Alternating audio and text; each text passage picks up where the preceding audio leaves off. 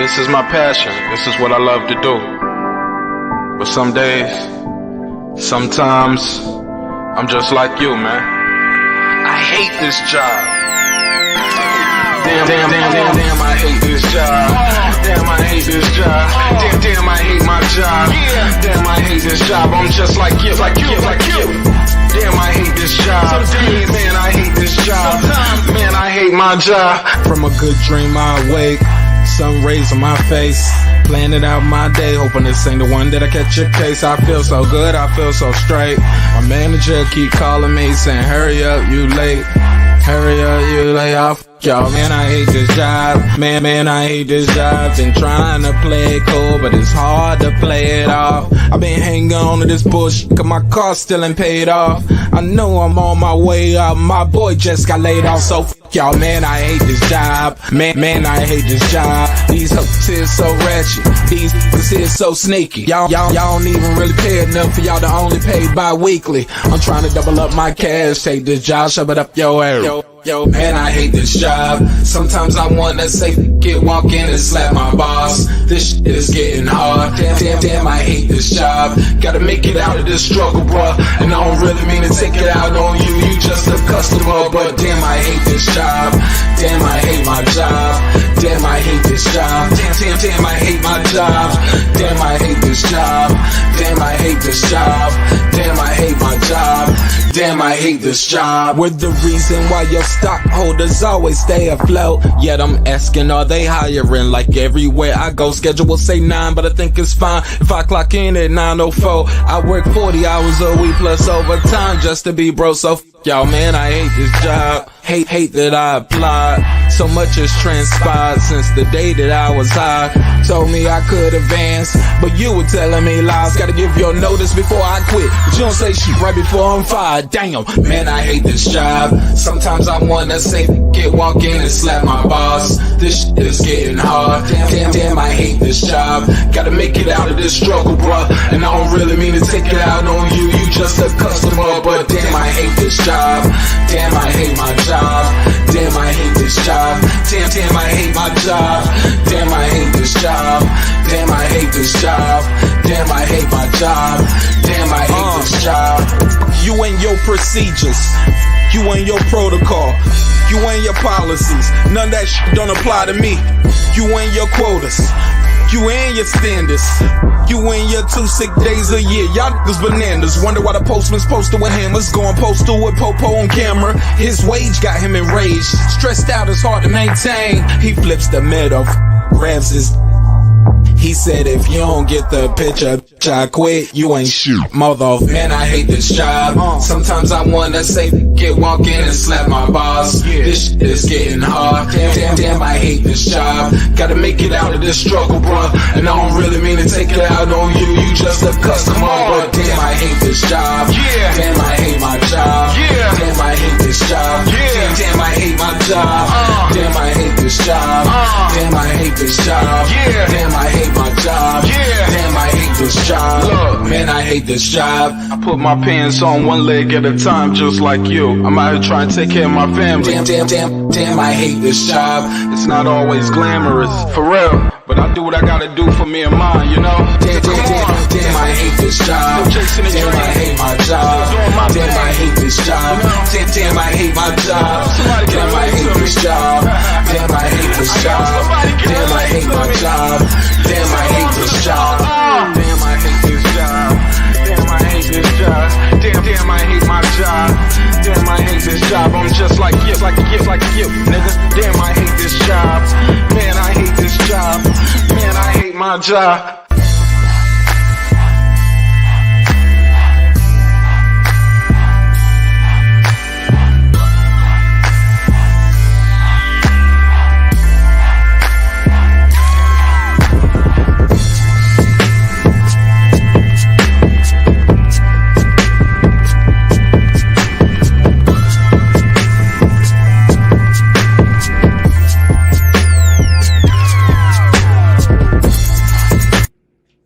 The views and opinions expressed in this program are those of the speakers, commentators, experts, and/or the host. They do not explicitly nor necessarily reflect nor represent the channel's policy or the views held by the channel or broadcaster. The broadcaster or its channel cannot be held accountable for all or any views expressed during the program. Basically, if I didn't say it, don't come for me. You come for the person who said it. And please don't sue me for somebody else's words. With that said, let's start the show, motherfucker.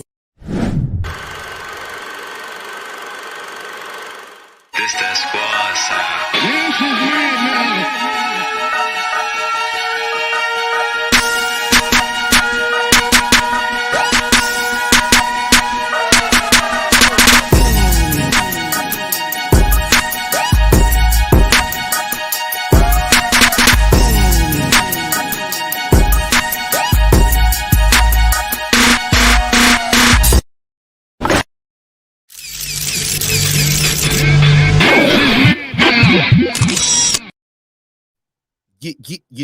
Yeah. What up, though? What's popping? What's happening? What's going on?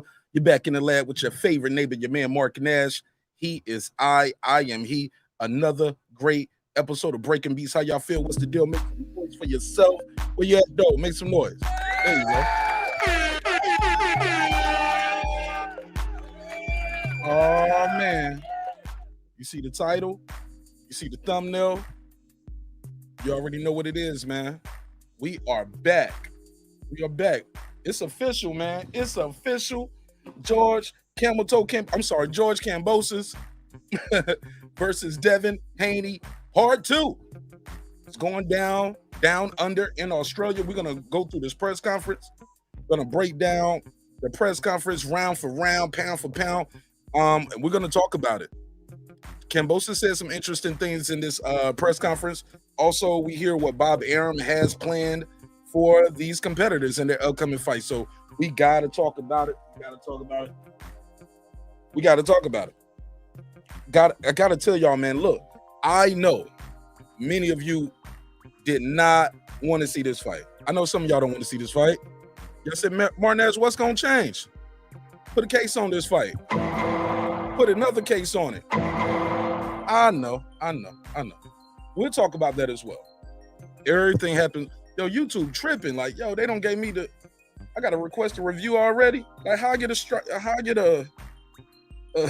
limited ads on this already? I ain't even said nothing. All right, I haven't said anything, right? But we'll talk about it. Man, this fight, I'm gonna tell y'all what's interesting about this fight. Shout out to Connie Nigga. What up, Con? What's popping with you, my G? What up, though? What up? What's good with you? What up, gangsta? All right, man, we're gonna talk about it. Let me go on. I'm gonna get the screen shared so we can share this, because we got to talk about this press conference. We got to talk about this press conference, and we're gonna break it down, some of the things that was said in this press conference. We'll talk about it. I don't know if y'all gonna agree with everything, but we're not here to agree on everything. We're here to just have a good time, crack some jokes, talk about boxing. Yeah, that's what we're here for. We damn sure ain't here to agree on everything, because I ain't going to agree with y'all on everything. I always tell you, I don't agree with my daughter on everything. She want to eat candy and popcorn all day. So we're not going to always agree. But that's okay, though. That's the beautiful thing about this space right here. We can have a good time, and we can chop it up and keep it moving. So boom. Let me do a couple shout outs to all the VIP members of the show. You know who you are, but let me do the roll call real quick, because without you guys, this show would not be this show. It'll be that other show. So let's do it in a major way. But again, appreciate your time, your energy. I know I'm late, but I'm still early, though. I told y'all the new time is 11 o'clock. I need to change that banner that says 10 o'clock. The new time is 11. If I'm here before 11, that's good. I'm early, but the new time is 11 o'clock. Matty Yoel, what up? What up? Deuce Times, what's popping? What up? Brandon Washington, what up, though? What up? Born Supreme. What up? Karma Serene. What up? Lisa Bells. What up? That guy Eclipse 330. What up? Ace Retro. What up? Lady Shan Dundum Season. What up? Dub Right Side. What up? Dub Right Side got a new logo. Okay, I see you, homie. What up? Jake Lago. What up? Rider of the Storm. What up? Boxing Lounge. What up? Tank the Sweet Science Examiner. What up? My boy Piero. What up? D Bevel the Champ, What up? Rob G Films, What up? Derek Lincoln. What up, gangsta? Appreciate y'all. Shout out to all the members. Without you, the show will not be possible. Let's jump right into it without further ado. Matter of fact, no, I'm gonna put a survey in the chat. I'm gonna cam up and I'm gonna put the survey in the chat. I want to know who you guys got for the rematch. Do you guys think Kambosos can make any adjustments? Are we just gonna see more of the same? Should Devin Haney make any adjustments? Because he said he worked on some things. We're gonna react to that as well. He said he worked on some things, so we're gonna talk about that. Do you guys think he need to work on something? Like if it ain't broke, don't fix it. Or like, hey, maybe he needs to focus on making it a more exciting fight. George Kambosos did have some success in the later rounds. Not enough to get the job done, but he did have some success in those later rounds. So does Devin Haney need to do something to make sure he just totally takes Kambosos out the fight? So yeah, I put a survey in the chat. Kambosos, Haney. Y'all think Haney can stop this guy? Did y'all see any signs in there that Haney could possibly stop him? Let's put it out there. Haney, I'll put Haney TKO/KO. Haney decision. I called him Haney. Hold up, Haney. All right. Also, let me put Kambosos, TKO or KO. Also, let me put Kambosos decision. Well, I'll put that DEC. Y'all know what I mean. All right, DEC.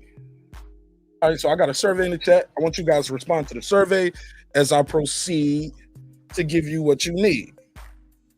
All right, let me see where we at. All right, cool. I just want to plug this up, make sure I'm not running their audio because run this other audio. Let's see how this will work. But look, man, I was looking at this press conference and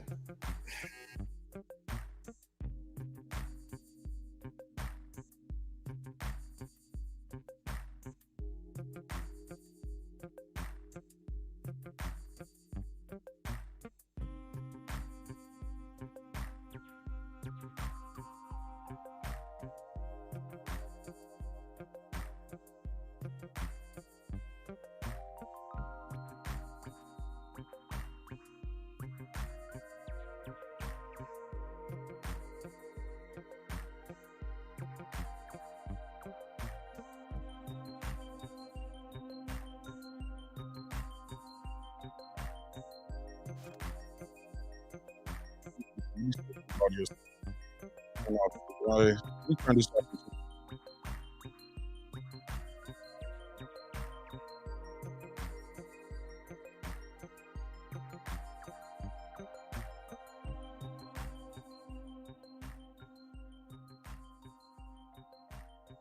All right, check 1 2 1 2. How's sound out there? Y'all hear me?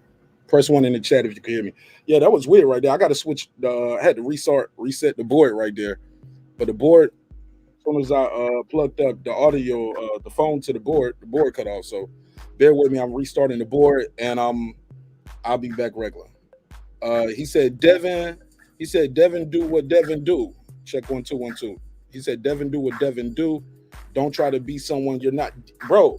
Exactly, bro. I think that's why he got that Linares fight. He was trying to please his critics.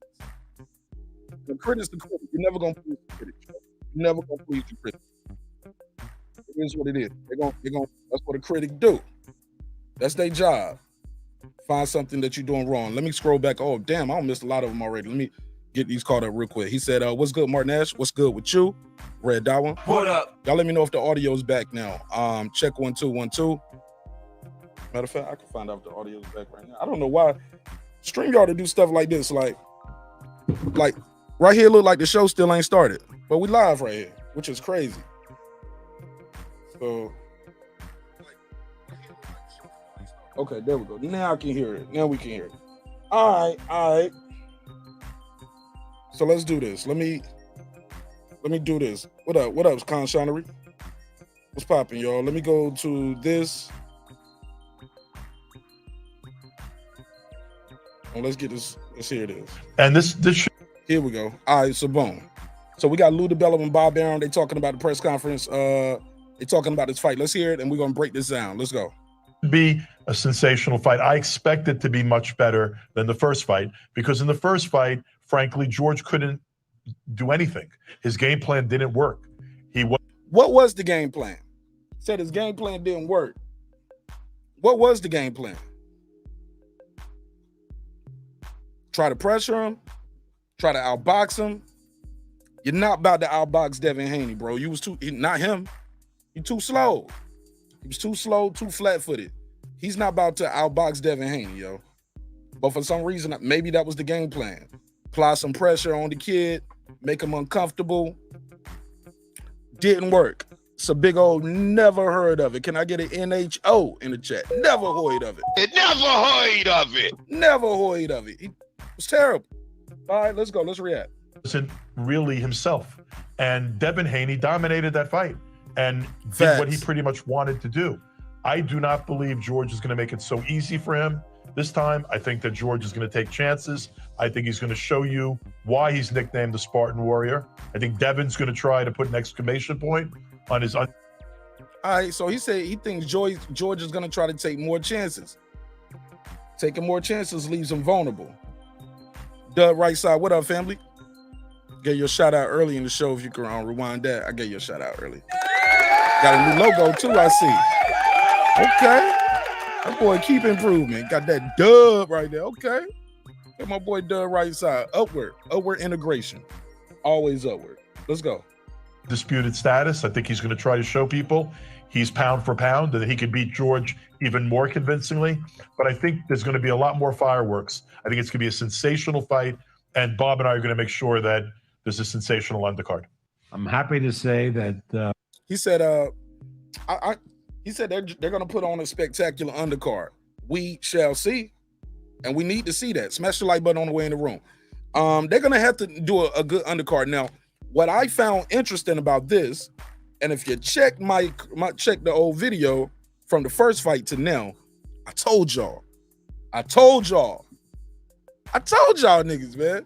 They're gonna fight again in Australia. He was like, man, why we gotta see this guy? I said, because they owe it to Kambosos. Keep your word. People, I was so shocked at how many people out there claim to be, I'm a real nigga. Wanted this man to not honor his word and say, fuck Kambosos. Excuse my French, but I'm in France. But I was thinking like, yo, if you beat him once, you signed up for it, go in there and beat him again. You owe it to Kambosos. Be a man of your word, homie. In this day and age, last thing we needed was this shit to be held up in arbitration. So yeah, keep your word. He kept his word to the man. We got the fight.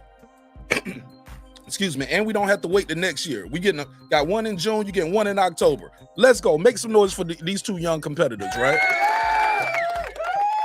Make some noise for them. Keeping their word and getting this shit out the way, not making us wait till next year. I would hate to have to wait the next year for this. And hold up the division. Good news is, what we got here too is, oh yeah, this the other thing I was saying before I forget. I told y'all them niggas they was not gonna be in that Marvel Stadium again. What'd I tell you? Marvel Stadium, let me see, let's see the capacity, because I had this pulled up early, but I had to restart the device. Marvel Stadium capacity, 53,000. This new place they fighting at, about 15. What? They going back to rob the bank again. Some people just want to go to the fight they never been, but bro, they can't pack out that shit, that 53,000 arena, not with that performance. I told y'all they're gonna fight again, but they're gonna fight in a small arena. Book it. I told y'all. I told you, right, Con? I told y'all, I said they're gonna fight again. They just ain't gonna fight in the they ain't fighting in the big boy room no more. You ain't fight, bro. You're not gonna get 53,000 people, even in your home country, that want to see this twice. But you might get you book 15, you might get about 12 in there. It might get about 12,000. Some people will just never been to a boxing match, never seen it before. Some people might travel over with Dev this time. It's gonna, cause in Australia, in October, it's the summertime for them. In June, it was colder. So Yeah, man. Right. See, yeah. See, 1/5 the size, bro. They went from 53,000 to about 15. We're gonna talk about it. Let's go. Let's play this some more of this. Vasily has arrived in the United States with. Yo, listen to what they talking about putting on a good undercard. Bob Aaron's like, y'all know Vasily's back. Y'all think he gonna put no. Vasily has to fight after Devin's. He's fighting like on the 20 something, right? So Bob is telling you now, if both of these guys win, that's the next fight. His entire family, and they set up training in the Los Angeles area, and Vasily will have his first fight back on October 29th, and I look forward to matching the winner of the fight between Haney and Kambosos against Lomachenko. There we go. We knew that was coming too, though.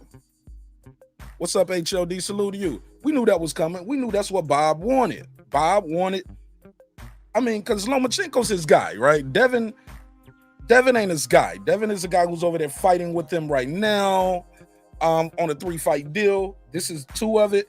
You got to get that big fight. Now, Devin versus Kambosos. Devin versus Lomachenko will be a major fight. Absolutely. Will be a major fight. Book it. I'm telling you now. I don't care what you guys think. He got left in the tank. He's old. He's coming off the ward. Devin versus Loma is going to be a major fight. Will it do big numbers? We can put a case on it.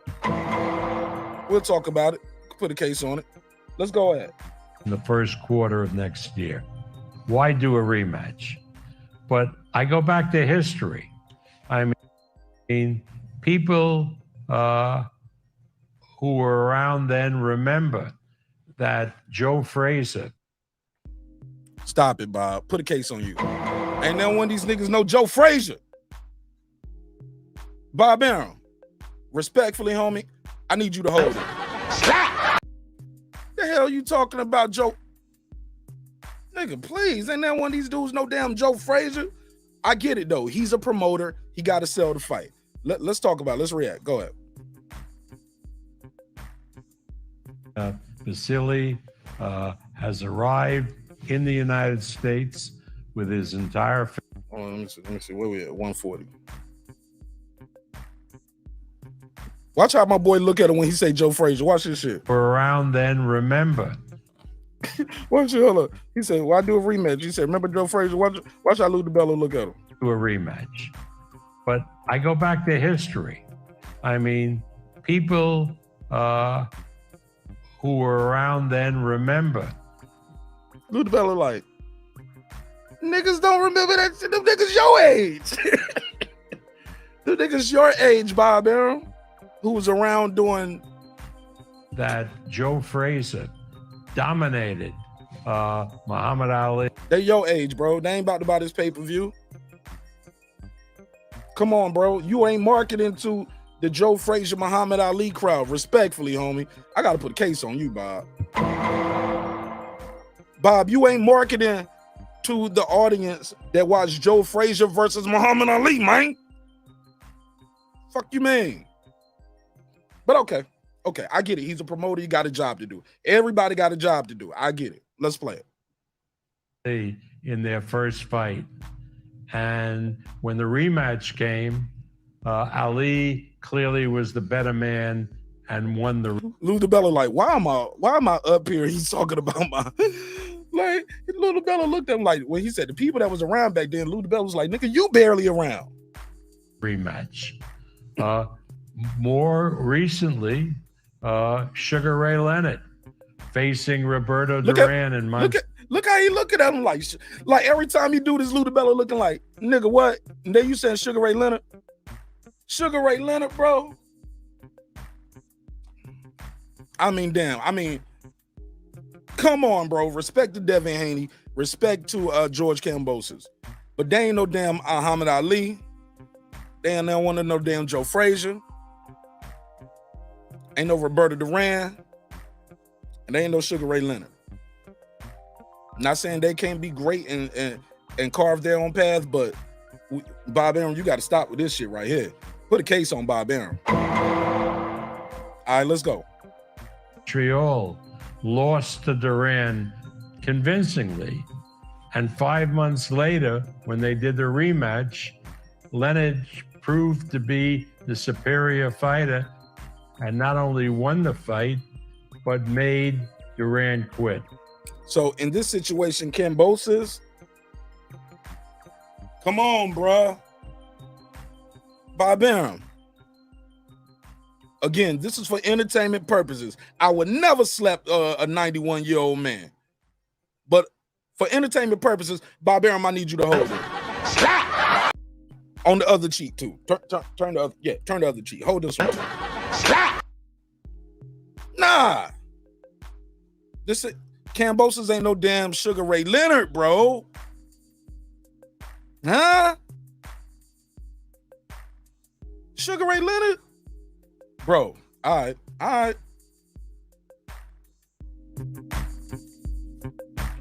Hold on. I ain't taking no calls right now, homie. Let me finish this. Okay, so my audio ain't even playing through the right spot. Bear with me. Bear with me. Let me turn this down some. Bear with me. Let me fix this audio.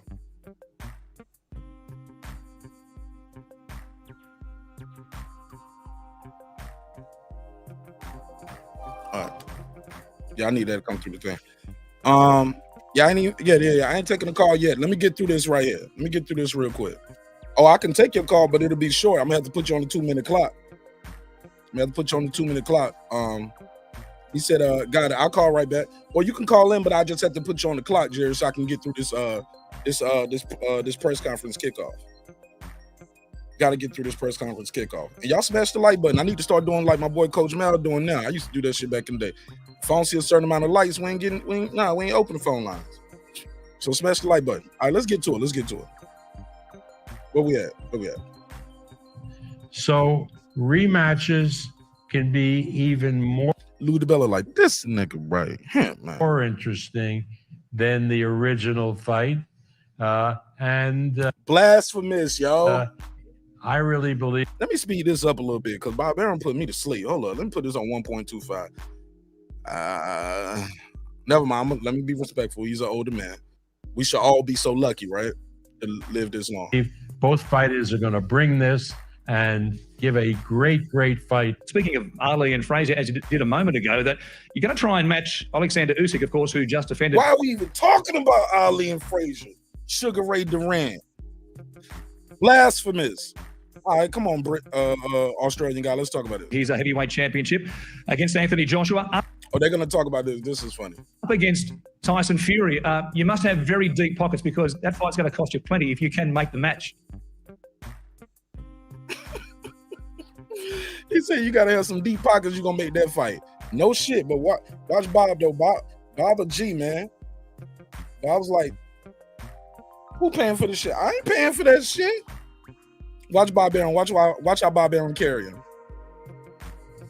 Well, we're going to first stop is we're going to go to the government of Victoria and see what's. Let your country pay for it. We're going to try to get Australia to pay for it. I ain't paying for this shit. I ain't paying for it. Talk about you must have some deep pockets. Nah, I'm good. We're going to try to see if we can get this fight in Australia. Tyson Fury versus Usyk. Yeah. And see what's in their treasury to see if we can do it in Australia. But no, that's a tremendous match for boxing, and I think boxing fans around the world can't wait to have one undisputed heavyweight champion, which they'll have after Usyk and Fury fight. First of all, thank God I'm blessed to be back here. All right, let's get to it. My Orthodox belief in my corner as well. So I'm very blessed to be back here. Life has been good. Life has been simple. Life has been quiet. just the way I was before becoming a champion. So I'm very blessed to get this opportunity. I'm very humbled by it, and you know, I can't wait. It's going to be a good show, and October 16 is where I'll do my talking. You've always said you were the underdog, no matter the fight or the circumstance. How comfortable are you being a true underdog? How comfortable are you being a true underdog? I mean, that's a softball-ass question. But I'm looking at George Kambosos' face a little bit right here. I know we're not nowhere near the fight. How does his face look to y'all? Look like he don't look like he's too far away from the weight. Not to me. Looking at his bone structure in his face, he look like he ain't gonna have too much trouble making the weight. So let's continue on. This time around. Yeah, it's very nice. You know, that's my whole career where I've been underdog. So, you know, this is nothing new for me now. This is a good position I'm in, and you know, October 16th is where it will all happen. We heard a moment ago from Lou DiBella and also Bob Arum, who had their thoughts on what happened in the first fight. From your point of view, what went wrong in that first fight? Yeah, look, it is what it is. You know, the changes will be made. I'm sure Haney's going to make more changes as well. And, you know, I look forward to doing my talking in the ring. You know, I'll be very focused, and I will be showing up October 16th. I just hope, you know, for the fans, for the love of the sport, that, you know, we give a good fight. We give an action fight, not a fight where, you know, there's a lot of holding and you know, less action. So it'll be exciting, and October 16th is where I'll do my talking. This is interesting because he brought that up. We're gonna get on that. He started talking about the holding. He said there was a lot of holding in that fight. I thought Devin kept him on the end of the jab for most of the fight. What do y'all think? It was some clinching though. It was some clinching, but it wasn't. I've seen worse. I didn't think it was egregious. Press 1 in the chat if you thought Devin Haney was holding too much. Press 1 in the chat. If you thought Devin was holding too much, press 1. If you think George Kambosos is complaining, press 2. Okay, I got one from Facebook. My boy on Facebook. Let's see this. What they saying on Facebook? Freeman, he commented. He said, "No, let's not. He don't want to talk about it." Oh no, come on, Freeman. That was in boxing and pugilism group. Let me see what they saying. Somebody just sent me one and said, "No, we don't want to see it." Okay. No. Oh, okay. It is what it is, though. The fight is made, though, bro. Y'all knew it was going down. I don't know why people are so upset about this rematch. You knew the rematch was coming. You knew it. Okay, so I see some twos in there. Y'all saying Kambosos is complaining too much about excuses. He making excuses. All right, let's keep it going. When you watched the fight back, was that a concern of yours that there was a lot of holding in that fight and the referee allowed Devin, when you would advance or trying to work out of a clinch, the referee was quick to call a break? Yeah, look, it's my momentum. Bro, put a case on this this interviewer, yo. Can I put a case on him? Put a case on him. Put another case on him. What the hell is he talking about? I thought the referee did a good job. The referee let Kambosos do some dirty shit. Close to especially when he started getting desperate, round 11 and 12, low blow, hitting behind the head, hitting on the brakes. Yeah, man. Let me go and get through this one. Let's get through it. Was never able to let go. But look, I'm not going to take it away from Devin. Fantastic win. He's a man of his word. Him and his father, they will come back, give me the shot like I gave them a shot. But, you know, the hard-working fans, they pay a lot of money for a good action fight. So, and I just hope that this referee this time does justice for the fight. And oh, my God. Nigga, please stop. Stop your damn complaining. You lost the fight. You lost the fight. It's over. You lost. You lost, man. You lost. It's up to you to push the fight, Camel Toe. You need to make the fight happen. You bring it to him. Don't let him clinch you. Change your training regimen where you practice on getting out of clinches. Okay? Don't let the man clinch you. Get your ass up out of here, man. Let's go. You know, let's the fight. You know, hurry up so we can hear from the damn champion. Go the way it's meant to be, but that's in the past now. I'll focus on one thing. Devin showed, of course, that he's a very... And I like Camel Toe. I mean, I like Kambosos. Shit, I like Camel Toes too. You know what I'm saying? Shit. Shout out to all the fine sisters out there. You know what I do out here, girl. I had you nothing and crying. Hey, you nothing and crying. I had you nothing and crying. I hate you. Credit. Yeah. We love the ladies. But Kambosos, bro, you lost fair and square. It wasn't as many clinches. I don't think the clinching was egregious. I've seen worse. Look at Keith Thurman whenever he get hurt. Now, be on the bike, holding, like, shit, this was nothing like Devin in his last two. I think Lenore's hurt him in round 10, round 11 and 12. He got on his bike more, hitting, jabbing. This fight wasn't like that, but let's continue. Good defensive boxer. I think we knew that before the first fight. How do you break it down this time? That's for me and my small team, to work out, which we're already doing. And October 16th, you're gonna have to tune in. But he's a good fighter. He's a good champion. I look forward to testing my skills. A lot of people are. You tested him, bro. You lost, but he gonna talk about it. Let's go. Not excited about the rematch, but finally.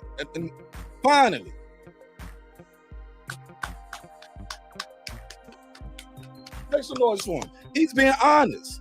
He knows a lot of people are not excited about this rematch. Me, I like boxing. I like to see the display of skills. I like to see the adjustments. I like to see what can change. What can you do different? Because it's up to you to do something different, Camel Toe. It ain't up to the referee to ref it different. It ain't up to Devin. You can't for you to bait him in and say, well, I hope you fight me like a man this time instead of all that holding around. Nah, bro, you had 36 minutes to get the job done. 12 rounds. All right. As a former champion, as a fighter, how could I pass up on this opportunity? As a father, as a role model for my 3 kids, when the going gets tough and unfortunately you don't succeed in something, you just throw it in. I want to be the best role model for my 3 kids. So, man, leave them kids out of it. Even your kids was like, Daddy, he beat your ass. I'm sorry, Dad, he beat you. Your kids know you lost. I have to take this rematch, and I'll be very excited for October 16th. Devin was able to take the crowd, that massive crowd at Marvel Stadium, out of the equation pretty much in the early rounds. That didn't help your cause, but a compact 15,000 crowd can't fight arena, for the you. atmosphere with your supporter group, of course, the Hellenic crowd can't fight for you. He took the crowd out there. He took the crowd out. No, you took the crowd out to fight, Camel Toe. You couldn't get your shot off. He couldn't get in range. The kid just had the foot movement, the jab, the jab, the jab. The jab just controlled the fight. How is he going to make an adjustment and deal with Haney's jab? That's what we need to talk about. It could be raucous in Rod Laver Arena. That can only be to your advantage. Yeah, look, unfortunately, the crowd was taken out. There was no momentum in the fight, due to certain things. But that's in the past. Rod Laver is going to be beautiful arena. I've had the privilege to watch, the tennis here, and it's an amazing arena. 16,000. It's going to be jam packed. Total. Yeah, it's going to be packed. It's going to be packed. It's going to be packed. It's 15,000 though. It ain't the 55 that you guys had in the last fight. Let's continue. Different atmosphere. This is a Coliseum, and the underdog is back. Joining us right now live via satellite from Los Angeles is the undisputed, undefeated lightweight champion of the world in Devin the Dream Haney and his father and trainer, Bill Haney. You heard George's comments there. Any reaction off the top, Devin, after what you heard from George? Oh, I mean, I just want to thank God a lot for, me being here, me and my dad being here. This is another great opportunity for us. We're happy to be here to defend our belts that we worked so hard for. And my attitude hasn't changed. I got a lot of respect for George, and I look to, put on another great performance and show how much I've improved since the last fight. After the last fight, we haven't stopped working. We've been critiquing our performance, and we're going to come in even better this time around. Can he do better than he did last fight? Can Haney do better than he did last fight? Does he need to try to do something different? Will he be working against himself, trying to do something different? I mean, you won the first fight. Shit, I don't think I gave Kambosos about maybe 2 rounds. Rounds that Devin took off. Can you do something different? Does he need to do something different?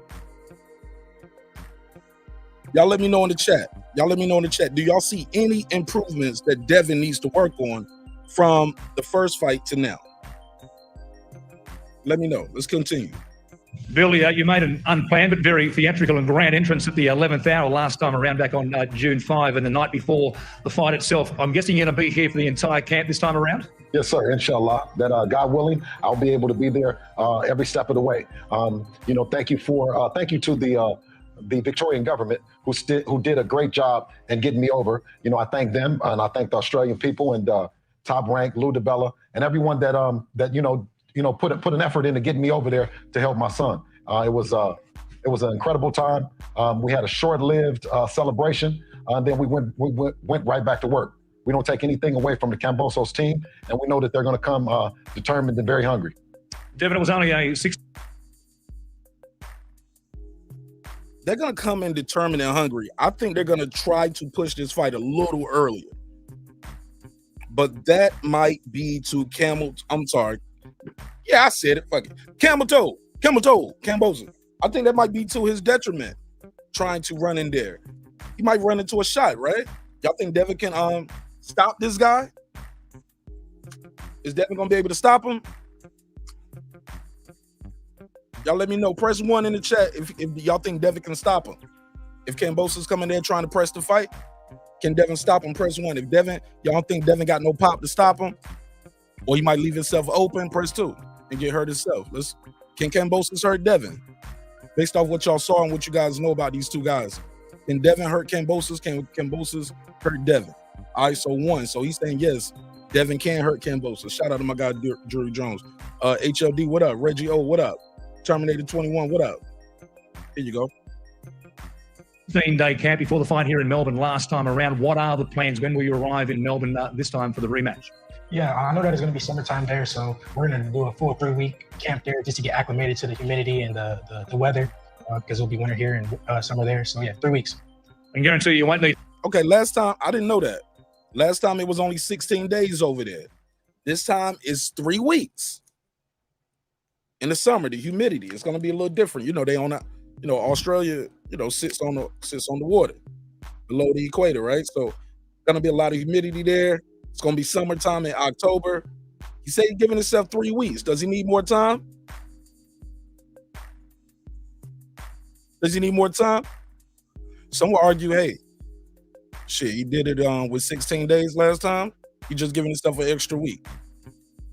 Barely an extra week. So instead of 2 weeks, he's going over for 3 weeks. All right, let's continue.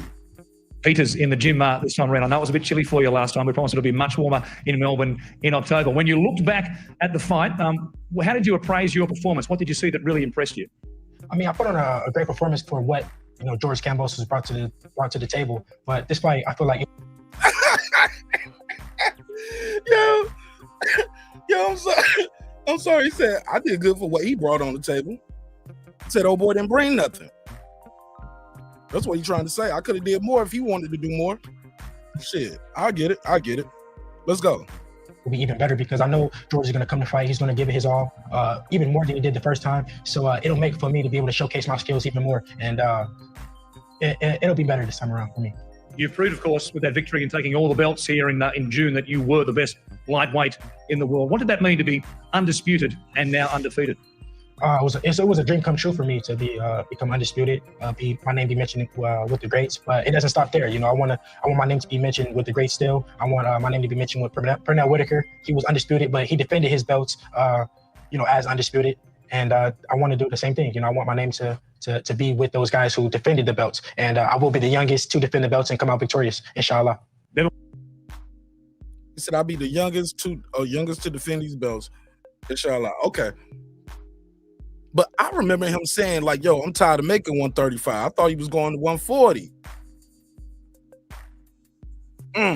He'll have all the leverage. I don't know if he's required, because this will be a defense. Does he have to fight Loma for undisputed? Can he move up to 140, and just fight him at a comfortable weight? Will the fans accept that? Like, no, you got to fight Loma at 135, and it got to be for all the belts. But he'll have all the leverage. He can tell Loma, shit, I'll do a catch weight. Fight me at 138. Fight me at 138, where I can be a little stronger. Will fans respect that? Probably not. Let's keep it moving. It's undisputed. And I want to do the same thing. You know, I want my name to be with those guys who defend. Who's now in the United States and preparing for his return to the boxing ring after being part of the Ukrainian effort in the war at the moment, of course, over there. And that fight is out there. On Yeah. Let me see. Let me find the spot right here. 1040. Watch this part right here. Watch the facial expressions when Lomachenko is mentioned. Bill gonna smirk. Look at Devin. That's contempt, man. That's contempt in people's face, man. I'm sorry, that's me. Maybe I'm psychoanalyzing it, but let's watch this. Let me see. Let me bring it back 10 seconds. All right, let's do this. Who's now in the United States and preparing for his return to the boxing ring after being part of the Ukrainian effort in the war at the moment. That slight little seat adjustment. That little adjustment in the seat. The little smirk on Bill's face. Man, I don't miss shit, yo. I don't miss nothing. Okay, I might have missed some things, but I don't miss a lot, damn it. I don't miss a whole lot. But I missed some things. All right, look. And watch this again. Watch the body language, the shift in posture. Y'all don't peek that shit? The shift in posture. The smirk that comes across Bill Haney's face. Devin Starr, all of a sudden, all of those microcosm things. I peep all those micro expressions. Watch this again. Vasily Lomachenko is now in the United States and preparing for Bill smirking. his return Devin to the boxing adjusting. ring after.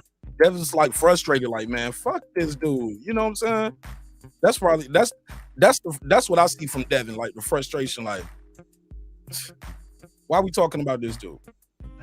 Being part of the Ukrainian effort in the war at the moment, of course, over there. And that fight is out there on the horizon now. It's a massive, massive chance for you to go up against one of the greatest of all time.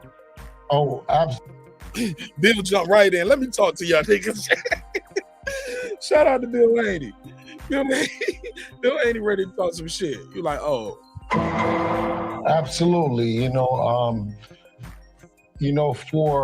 Vasily Lomachenko to come to the United States and overcome everything that he's done, and then to get in the ring. So, these guys are warriors. Lomachenko is a good fighter, but I know that it's something special about Devin. But right now we have George Kambosos on the menu for October the 16th, and that's what it is. Our focus is 100% on him and Devin making history. This is an historic fight for Devin in the sense of that no one in the Fort Belt era, other than Pernell Whitaker, has ever got the belts and defended them. So, okay.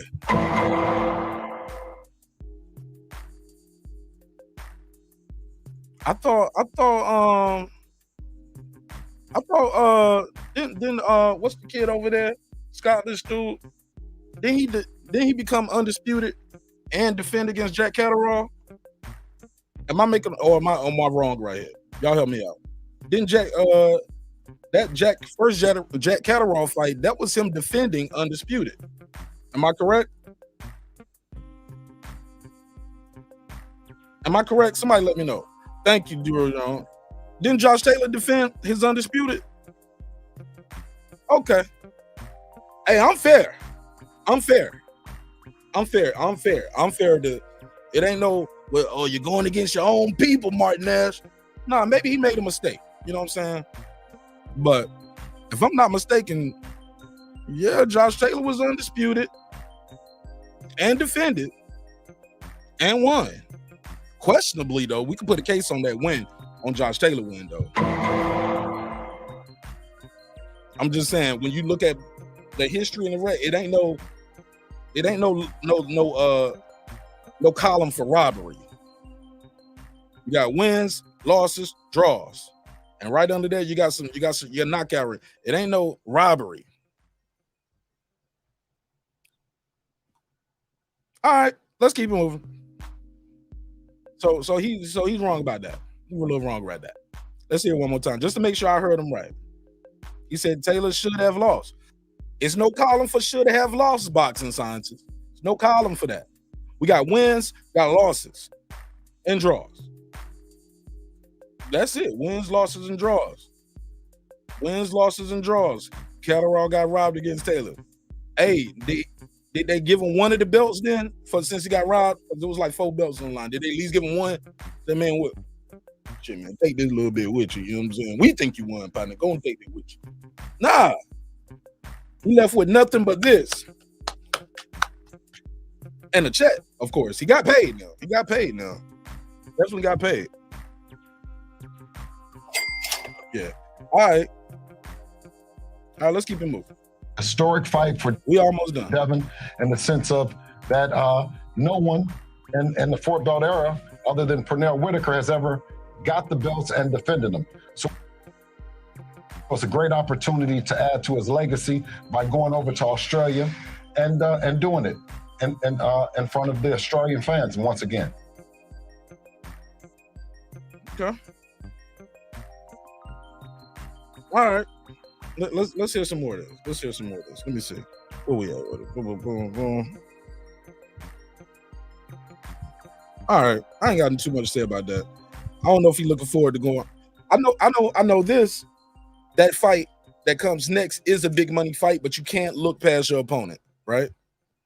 And doing it in front of the Australian fans once again. To add to that, at the end of the day, my main focus right now is George Kambosos. And then after, I'm victorious, I'm gonna leave it up to my dad and, let him choose and let him see how I look. And because at the end of the day, he's been there day one. He knows me better than anybody. So, he feels like, I'm fit enough and my weight is good and I could stay and fight. Then we'll do it. But it's all up to my dad, my coach, and we'll see what's next. But right now, our main focus is George Kambosos and, going back to Australia and doing it once again to perform at the top level as best as I can for the Australian fans and the Australian people, and to go in there and have fun. So that means we might not get that fight. It seems like they left some, for lack of better words, wiggle room. Put a case on me. My bad. Y'all know what I meant. Fuck y'all, man. Y'all know what I meant. You know what I'm saying? Let me get it together though. All right. So look. He might not stay at 135. That's what we talked about. He might go in there. Let's say he defeats I'll keep wanting to call him Kambosos, because I like Kambosos. Let's say he goes in there and beat Kambosos, right? He might not stay at 135 and face Loma. Will fans call that a duck? Because he's been at 135 for a long time. You know what I'm saying? And he's a big guy, man. Paul. He's a big dude, man. He might end his career at 147. You know what I'm saying? He might end his career at 147. So, who knows? Would y'all call that a duck? Press 1. Would fans call that a duck if Devin does not stay at 135 and fight Loma and instead goes up to 140? Would y'all call it a duck? 1 for ducking, 2 for you grew out of the way. 2 you grew, 1 you're a duck. All right. So let me know. 1 you ducking, 2 you grew out of the way. Yeah. And because it's nothing there for the Loma fight other than because he got legacy already for being undisputed. You got to put him in the history books forever. But he didn't beat that guy. But he beat the guy who beat the guy. And doing it in front of the Australian fans once again. To add to that, at the end of the day, my main focus right now is George Kambosos. And then after, I'm victorious, I'm gonna leave it up to my dad and, let him choose and let him see how I look. And because at the end of the day, he's been there day one. He knows me better than anybody. So, he feels like, I'm fit enough and my weight is good and I could stay and fight. Then we'll do it. But it's all up. Bill is just frozen. He's so stoic right here. He just to my dad, my coach, and we'll see what's next. Blink, right Bill. now, our main focus is George Kambosos. Mr. Haney ain't even blinking. He's just in the zone. Son on my and going back to Australia and doing it once again to perform at the top level. Okay. All right, let's hear what I don't know. Let me see what they're saying. Somebody said he said if Josh Taylor ducking right now that's a different question. That's a totally different question. But I think it's I don't think so, bro. I just think it's too expensive to have all them belts. I was surprised that he dropped the second one though. I get dropping 2 of them, because that's what 6% out of your purse, 3% per belt. So I was like, okay, maybe he still wanted some leverage being a unified champ. But once he dropped the next belt too, I'm like, damn, wow, okay. I was shocked.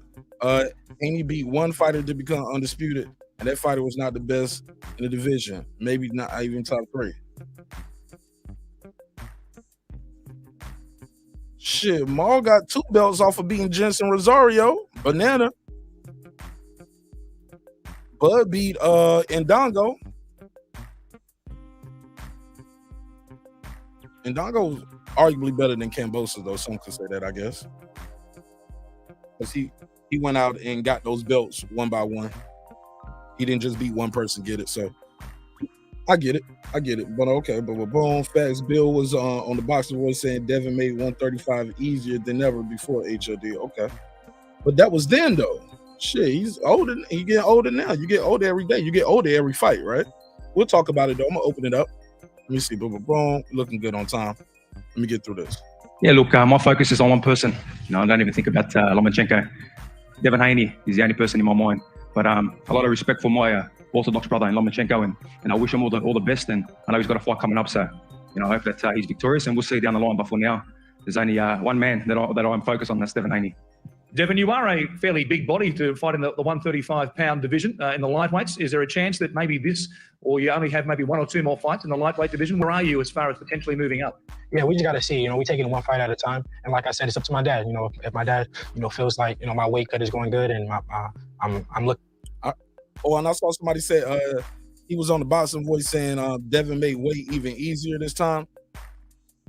What he's supposed to say in public? Supposed to say, nah, we struggle with the weight. This was the worst camp ever, man. This ain't shit. I don't know what's gonna happen. What he's supposed to say about his son? Well, I don't know, because you already know what K Diddy would tell you. We all remember this right here. We all remember this, right? I mean, when the guys get to certain levels, they believe they know what they're doing, and they don't necessarily take all the information. So, this is where we at with it, and I had to make that decision. It's an easy decision for me. It's easy. Oh yeah, we all remember that, right? We all remember that. That did happen. So, but that's after the fight. That's after a loss. That's after the fight, after a loss. But before the fight, what you supposed to say? You supposed to say, yo, we worked our ass off, and this shit was easy for us. Strong, then we'll stay. But if not, then we're gonna move up.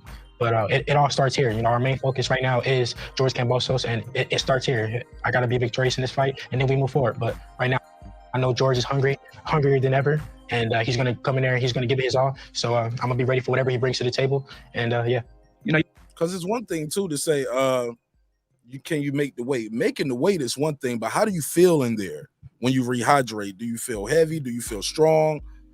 So it's a lot of things going into this, man. Like, I don't feel, maybe he'll move up in weight and we'll start seeing those knockouts. But I'm telling you, man, it's a lot to go into it. But we'll see. Let me get through it. We almost done. I'll tell you, got 2.5 minutes. You correct your mistakes. I really got to thank Devin and obviously Bill, for their victory, because you get to look at yourself at a whole other level, and you remove the baggage and you focus on what you do best. So, loss is great, and little mistakes were made in that way, and I made the way. Only took 10-15 minutes, but not the way I like to do business, not the way I've ever done business in my whole professional career. And scales were right or wrong. This time will be a different story. For me, I take every experience as it is. I hadn't lost in about 10, 11 years since the amateur days. So for me, it's an experience. And like I said, I thank Devin for giving me that experience. And it's a time to reflect, Yeah, definitely a lot of reflecting. And sometimes you can learn a lot from a loss. So salute to Kambosos for that. And being very transparent with that. Look, he said, I ain't thinking about Lomachenko. I ain't thinking about him fighting Lomachenko. I'm thinking about how it felt to have everything. Look at his outfit. Very more toned down than before, right? He damn near came in there with the Rolly fur on last time. Oh yeah, you could see the money it got to him. Prada this, Gucci that. Oh yeah, he was He was definitely feeling himself, but I respect his opinion on that. Well, it's in about 10, 11 years since the amateur days. So for me, it's an experience. And like I said, I thank Devin for giving me that experience. See, everyone wants to win, especially in front of your home crowd. But, I go back to what I do best. You can see from my side that I'm always chasing the biggest and best fights. I saw a funny photo of the 4 kings. And it's funny that half of them I fought, beat one, obviously lost to the other one. But, Oh, shit, he roasting. Here we go. Let's hear it. Listen to what Kambosos is about to say. Let's put him on the screen. What the touchdown is? 14-49. Let's put him on the screen.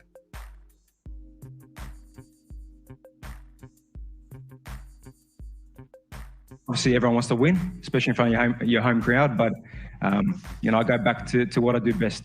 You can see from my side that I'm always chasing the biggest and best fights. I saw a funny photo of the 4 kings. And it's funny that half of them I fought, beat one, obviously lost to the other one, but, focus on beating him this time. It's a great division. But for me, yes, 29, this is do or die for me now. You will not see me if I don't overcome this fight back in Australia fighting, domestic guys. That's not me.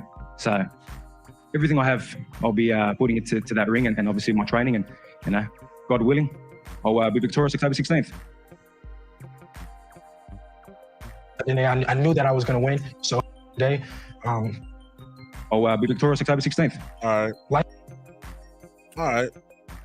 I thought he was going to put an address on it. He ain't put no name on it. But he's talking about these other so-called four kings. And I guess maybe he's talking about T.O.'s competition. Because, T.O.'s still been out there taking shots at him. Called him a con man recently. Did y'all see that? Oh, man, called him a con man. Asked him about Eddie Hearn. He said, "Oh, he's a double con man. He's the worst." I was like, "Word? Okay." Let's continue. Life hasn't changed for me. At the end of the day, I'm still the same person, still the same fighter. At the end of the day, I knew that I was going to win. So it's not a surprise for me. It just made me hungrier because it's hard to get the belts, but it's even harder to keep them. So I know that a lot of people want my head even more now. So it made me even more hungry. Devin, what was the reaction back in Las Vegas when you did return home? A lot of the people around the world was supporting me, so I was happy that I was able to bring the belts back. And but it doesn't stop there. Now we got to defend the belts, and that's what's most important now. Seeing all the Muslim people that was supporting me, the indigenous people that was supporting me. I gained so many fans, so many new fans, and met a lot of great people there. And I look forward to coming back. That's a big statement to make. That okay. All right. What was the big statement? For the lifers, you lose this fight, it could be the end. It's been like that my whole career. But, for the lifers fight for the Selby fight, even against Bay back in the. If Kambosos lose this fight, is it over for him? Is it over, or can he still, get another shot later down the line? If he stays at this division, can he still make money in this boxing thing, being on the big stage? That day, it's always been like that.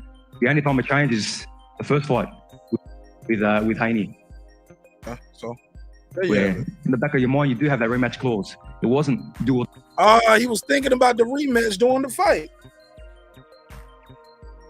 Did y'all hear that? He said, I was thinking about, you do have that rematch clause. He's thinking about the rematch before the fight.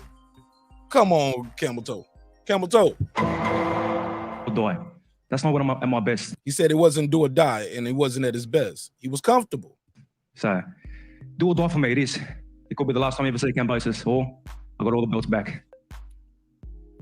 1 foot in, 1 foot out, it sounds like, too. What y'all think of that? Oh, man, does he got 1 foot in, 1 foot out? Smash the like button, man. We got 35 people watching. We should have 35 likes, man. Smash the like. All right, let me see what they're saying. Okay. I'm going to open the phone lines up, and I'll drop the link, and I'll let you guys beam in and tell me what you guys think of this story and this kickoff press conference. If you're just tuning in, you're watching Breaking Beats with your man Mark Nash, breaking down business, entertainment, art, technology, sports, and anything else you and I feel like talking about. It's official. October the 16th, the rematch is going down again in Australia. Devin Haney will put the undisputed lightweight titles on the line. That's 135 pounds, if you don't know. He's going to put all the belts. He has all the belts. And he's putting all the belts on the line in a rematch against Kambosos, which many believed he won one-sidedly. To the fact that now this rematch is not at a 53 20,000 seat arena like the original. It's more in the 15,000 arena. So yeah, the excitement for the fight is not there in Australia, but they owe this man this rematch. And shit, he said, look, if I don't win, man, this might be the last time you see me. Should he retire if he lose here? He's gonna make more money than he ever made before. You get what I'm saying? With just these last 3 fights, he made more money than, you know. I mean, shit, the TO fight was some millions. Then he goes back home, he getting sponsorships, endorsements. It's major. It's major. Call from Jerry. Jerry, turn the TV down, and I'm gonna put you on hold real quick. Right side, give me your opening statement. Salute. Salute. Jerry, somebody in front of you, Jerry. Hold on. Yeah. All right, mute your mic, Jerry, now, so I don't hear the background, and then we'll come right back to you. Go ahead, right side. Martin, salute to you. Much love to you, brother. As always, appreciate you allowing me up tonight. Salute to the chat, man. Listen, Devin Haney, man, y'all got to put some respect on this young brother name. He doing his motherfucking thing, and I'm proud of him, man. And even tonight in this interview, I thought he was humble in it. I didn't think he didn't go overboard with anything he said. He stood on the square as far as saying, like he said from the beginning, he was gonna win the fight. He gonna win this fight as well. And we'll get into some other things, but man, go ahead, Mark. Okay, Jerry, go ahead. Right, yeah, I got a little bit more to say. I would say, first of all, Lou DiBella's big dumb broke ass could take some advice from a 90-year-old Bob Arum. Bob Arum is talking what he's talking because he's trying to promote the fight. That's what a promoter's supposed to do. DiBella is Kambosos' promoter. He's the one that should be saying that and not looking at Bob like he's crazy, because this is boxing. Upsets definitely happen in boxing. Yes, the first fight was one-sided, but it's boxing, man, and you got to do something to promote the fight. That's plain and simple. And the second thing is, two of the judges in that fight had that fight kind of close.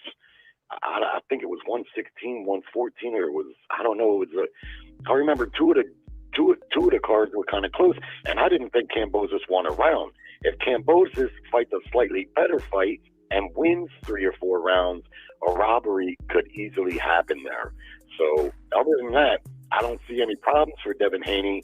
But what Devin Haney needs to do, let's be honest, is he needs to look good this time. Because when you're that much better than your opponent than he was over Kambosos, it should be clear. The jabbing and the grabbing, I thought, was borderline excessive. Not the worst I've seen.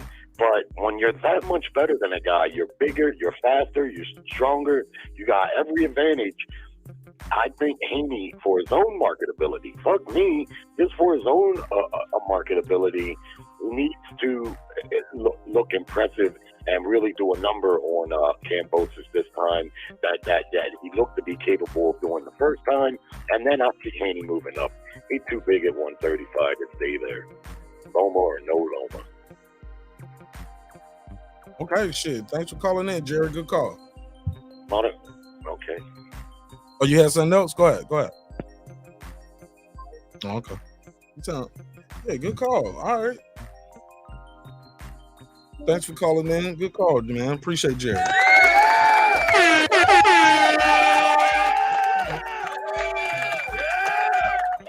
All right. Shit. Phone lines open 470-705-9507. 470-705-9507. It's your man Mark Nash, breaking beats. I got my guy Dub right side in the building. What you think of the press conference, right side? I thought it was interesting. If you go back and I only comparing the 2 press conferences, the first versus this one right here, it was a lot of, from Kambosos, it was a lot of, yeah, you a boy, you this, you that, you know what I mean? It was a lot of, it was a total different energy from Kambosos, their first press conference versus what he brought today. You know what I mean? And I respect him for it. The reason I respect him for it is because, when you call a man out his name, or not necessarily out his name, but when you call this man a boy and you saying, all these things about him in that first press conference, then he go wash your ass.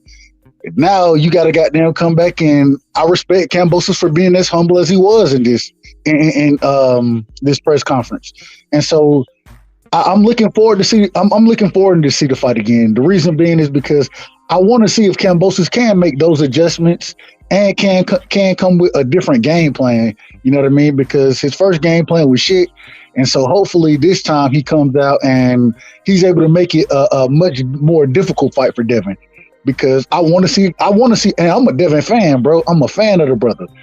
But at the same time, I want to see him pushed. I want to see him pressed. I want to see him go through adversity, and I want to see if he comes out on the other side of it. And the way Kambosos came out, man, I got a lot more respect for him than I had the original press conference. You know what I mean? When he came out with the music and I don't know, even the attire he was wearing. I think you brought it up. He kind of toned it down a little bit, and he was a lot more humble. So respect to Kambosos, man. Respect to him. I'll say this, man. He was humbled. He got humbled. So, yeah, you can't come in there with all of that, the boy shit and all of that now. That boy beat your ass. You know what I mean? I saw somebody say the fight was boring. I heard people say he need to be pressed. I think you said you said something about you want to see him go through adversity. Arguably, he went through adversity when he got rocked by Linares. So agreed.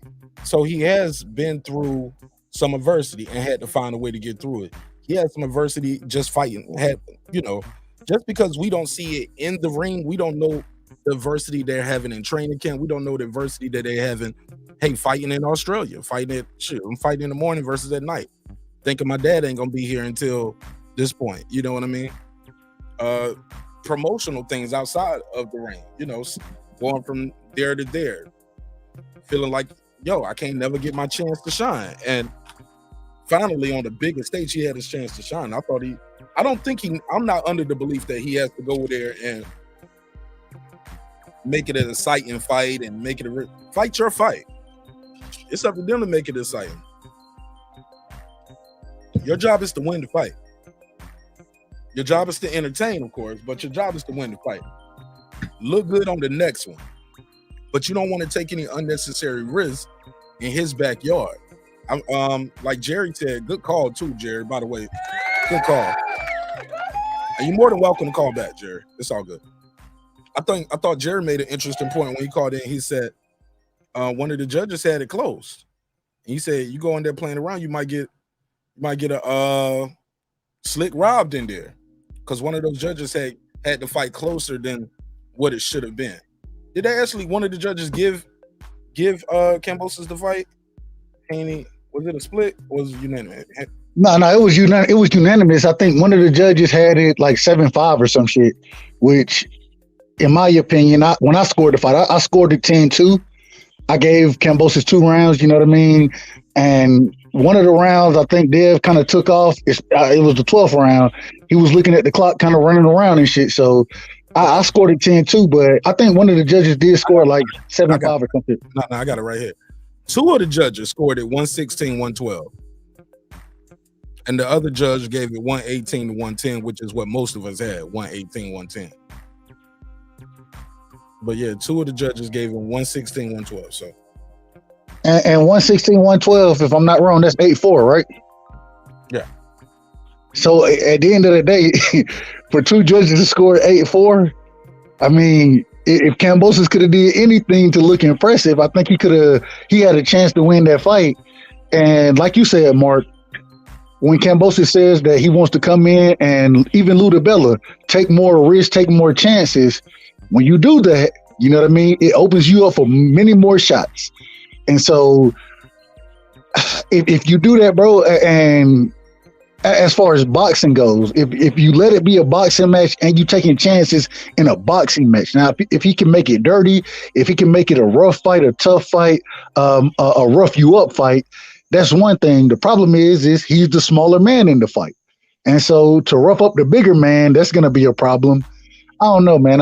It's going to be tough for Kambosos to win that fight, bro. It's going to be tough for him. But I hope he comes in with a different game plan, and I look forward to it because I think he can make some adjustments.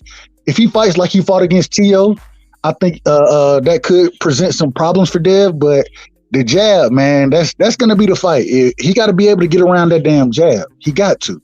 And if you can't get around that jab, bro, it's gonna be a long night for you again. Right. I saw somebody say in the chat before I go to HLD. They was like, "Yo, his name is Terminator 21. I guess he's a Kambosos fan, which is nothing wrong with that. It's totally appropriate. I mean, he made a lot of fans, you know, especially with the way he beat Tio. Like nobody was expecting that. He pulled that shit off, but I guess he lost some fans too with some of the, you know, the outside the ring shit, right? With the but he said something about all Devin's gonna do is be defensive with the jab. Like, man, it ain't called brawling, it's called boxing. So it is an art to it. It's an art to hitting and not getting hit. With that said, I got my guy HLD. What up? What's up, guys? What's up? All right side. Salute to you, HLD, man. My brother. Salute to you, bro. What's poppin'? Hey, man. I mean, as far as what Devin needs to do, I mean, what I would like him to do and what he needs to do are two different things. He needs to do what he does and fight his fight. I would like for him to make a statement and stop Kambosos, especially if he's planning on moving up and not fighting Lomachenko. At least make a statement over here and knock this motherfucker out. But I don't think that's in his cards. That is not in his cards. And in fact, if he tries to do that, he actually might get caught. Because there's only one man in that ring, I think, that could stop somebody, and that'll be Kambosos stopping Haney. I don't see Haney stopping much of anybody. But Haney will outbox the shit out of this guy, especially just like Right Side said, if he can't get around that jab. He needs to fight like a Jojo Diaz style fight. He needs to get on the inside and really just grind it and really take chances. Is he able to do that? We'll see. But I think Haney's just gonna pretty much do the same thing. It would be the same plan as the first fight. I don't think he's gonna try to mix it up like he did with like Linares or with Jojo, who was a smaller flyweight or lightweight guy. So.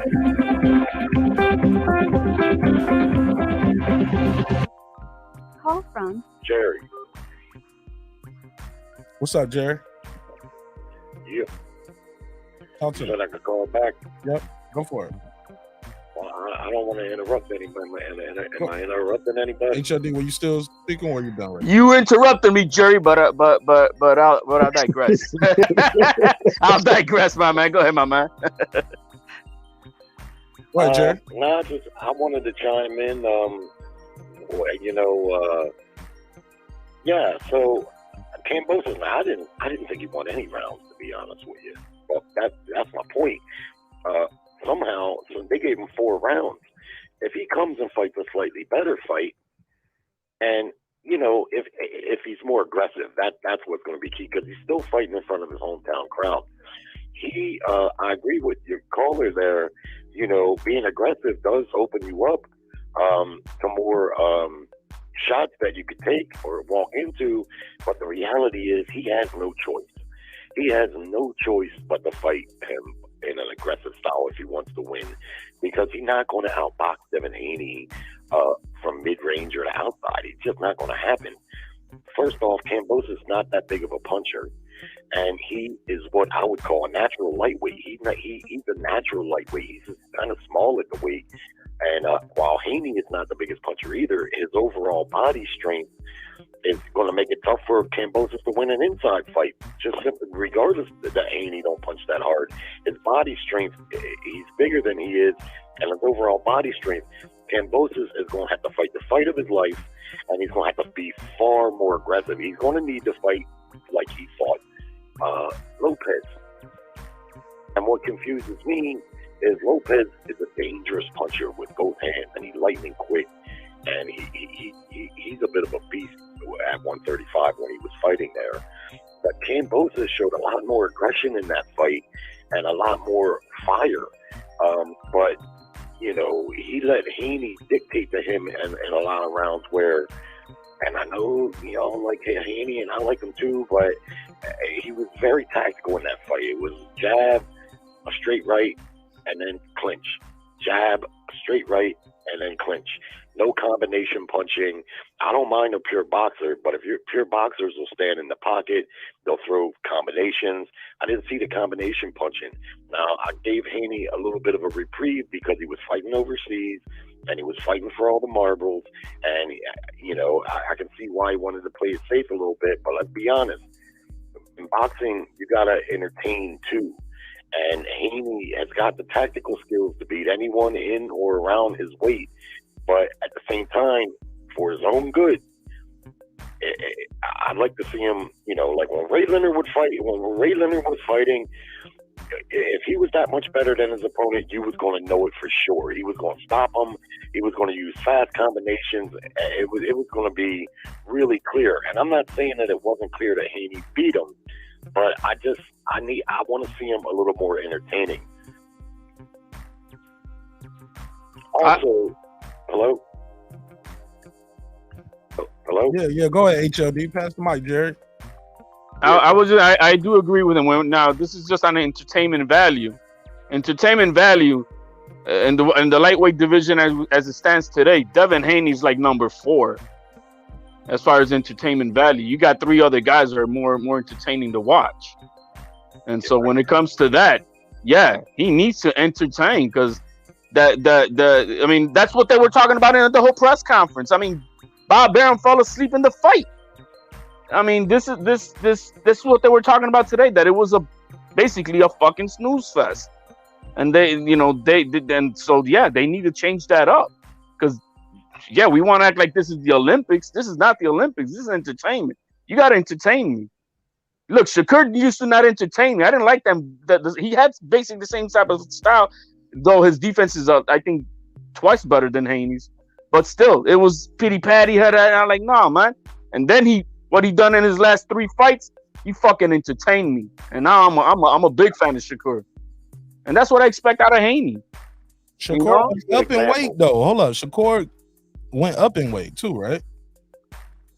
Yes, he did. He went from 126, but he entertained me at 130, not at 126. Right. Maybe. And his first fight with Nakatsili, that was a snooze fest. Bro, maybe he need to start going up in weight. But that goes back to Devin growing out of the weight, though. No, that was him changing the style of fighting. He wasn't playing tag anymore and run. No, it's tag and I'm gonna beat your ass. That's the new Shakur we got now. Shakur's he's a puncher. Going up in the weight for Shakur probably helped him in being more aggressive too, because he might have been cutting too much weight. I think he's too big for 130. He's the biggest 130-pound dude I've ever seen. He's 5'7" though, so he's not the tallest dude either. You know what I mean? He's 5'7". But if you look at his shoulders and his upper body, to me, I think he could go right to 140 right now. I think they were keeping him down too low, and I think that is a majority of the reason when he was able to add a little bit more weight, he's a little more stronger. Plus, he looks to me. How old is Shakur? 24, I think he is right now. Yeah, he's really just now coming into his man strength, huh? You know what I mean? I think 23, 24, that's a lot. That's when you really things start to come together. And when people talk about fighters being in their prime, oftentimes casual fans think that when a fighter's young, he's in his prime. That's not prime. Prime is when you got your youth and you got a level of experience that levels up to you still have your youthful game. That's when a fighter's in his prime. Yeah. That happens at different times for different fighters, but generally it happens right around 24, 25 years old where the man strength kicks in. They got experience now, but they still got their youthful faculties, and that's what I see with him. And to be honest with you, I think I would favor him to beat Devin Haney. I agree with that. Yeah, but I mean, right now, if Haney fights the style that he did against Kambosos, it's going to be hard for anyone to beat him. It might not be exciting, but it's going to be difficult for anyone to beat him. But I just wonder, if he'll be able to get big fights based off of fighting a style that is not too fan friendly. It's like I say, I don't mind the boxing But if you're going to be a master boxer, I want to see some master boxing, not just a tactical jab and feint and grab kind of thing. Especially if you're mentioning the names of Pernell Whitaker and Mayweather in your breath. Y'all act like y'all are boxing fans, but y'all don't know. Y'all don't appreciate all that shit y'all seeing in the ring. Like, example, look at the screen right now. In this one sequence, this is beautiful in master boxing. Baits him in, right hand over the guy's jab, takes a half step back. Against who? Man, you missing the whole point, bro. Or do you want to, bro? HLD, you trolling or you missing? I'm watching right now. I can see on my screen who's he fighting there. Right, HLD. Do you see the movements? Do you see that? Do you see the skill? It's Kambosos. Nobody denies the skill. The entertainment value is boring. It's a snooze fest. So okay, look, but you don't. Maybe you. No, I'm not gonna appreciate. I'm not gonna shell out money for that garbage. I'm not. That's what I will not. I'm just being straight up. I just said it about Shakur. I wouldn't. Hell no, was I gonna fucking want to pay to watch Shakur with that bullshit that he did with Nakatili? But he did what? He changed it up. Now I'm a fan. So this is the problem with what you're talking about, HLD. And ain't no problem. I don't got a problem. Go ahead, brother. Go ahead. I'm just saying I don't got a problem. I'm just calling it the way I see it for me. Yeah, that's your opinion, and he has an opinion. Go for it. Hold on. Let right side finish. Because HLD cut him off, and now I cut him off, now you cut him off. Go ahead, right side. This is the thing. At the end of the day, when I'm watching boxing, bro, I love boxing. You feel me? And so when I can see an individual being able to use boxing skills, lateral movement, even clinching is a part of the sport of boxing. It is what it is. You may not like it. It may not be exciting to you. I'm not mad at what you're saying. What I am saying is that, damn it, if you can go out and use your skill set to win fights, damn it, go win the motherfucking fight. I'm not worried about how it's, and I understand you got to bring these fans in. I understand it. It got to be exciting. No, it don't have to be exciting for me. The shit, and if a Shakur Devin fight happened, it's probably going to be one of the most boring fights that ever happened. It's going to be exciting for me because I know what I'm looking at, and it's going to be the true science and the ring IQ, the mindset. It's going to be exciting for me. To other individuals, it may be boring, but I'm excited about that. You feel me? I'm excited about that. If that happens, I got Shakur stopping Haney. I don't see that to be a snooze fest. But you're asking me to be. Look, I'm a fan of football, but maybe 5-10 years ago, you're gonna tell me I'm gonna be a fan of watching the Bengals against the Browns? Hey, Fuck bro, no. I'm just telling you this. No? But by the time they fight, and I'm gonna go to clips. I got clips up here too. We can go back to Jerry on the call. By the time they fight, Haney might be at 140 or 140. You get what I'm saying? They'll meet up at weight at some point. But if he comes up to 135 and y'all still expecting Haney to be making 135 around that time, well, you ducking if you move up in weight. At what point does the guy get to move up in weight after he collected all the belts, homie? I think after he fights Lomachenko. See? The goal is... And that's go ahead. We already seen Loma lose several times. Loma ain't this dude that's unbeatable, bro. We lost twice already. Fight Loma. It's not about him being Loma, bro. It's about the hate that they have for Dev, bro. That's what it's really about. Because Devin Haney out of his own mouth said that. Hold on. Because he fights in a style that y'all don't love, he's not sitting there banging it out with niggas. You know what I'm saying? He's outboxing individuals. Y'all don't like to see that. Who's the sweeter science? You talked about sweet science. Is it Kambosos or Lomachenko? Bro, I can't even finish, bro. I can't even. Go ahead, HLD. Go ahead. He got his ass kicked with that sweet science. T.O. beat his ass. What are we talking then about? Let's see the sweet science of Haney do it. But he's already been beaten. He ain't even got nothing to offer no more. Nothing to offer. He's on the pound for pound list. Is Haney on the pound for pound?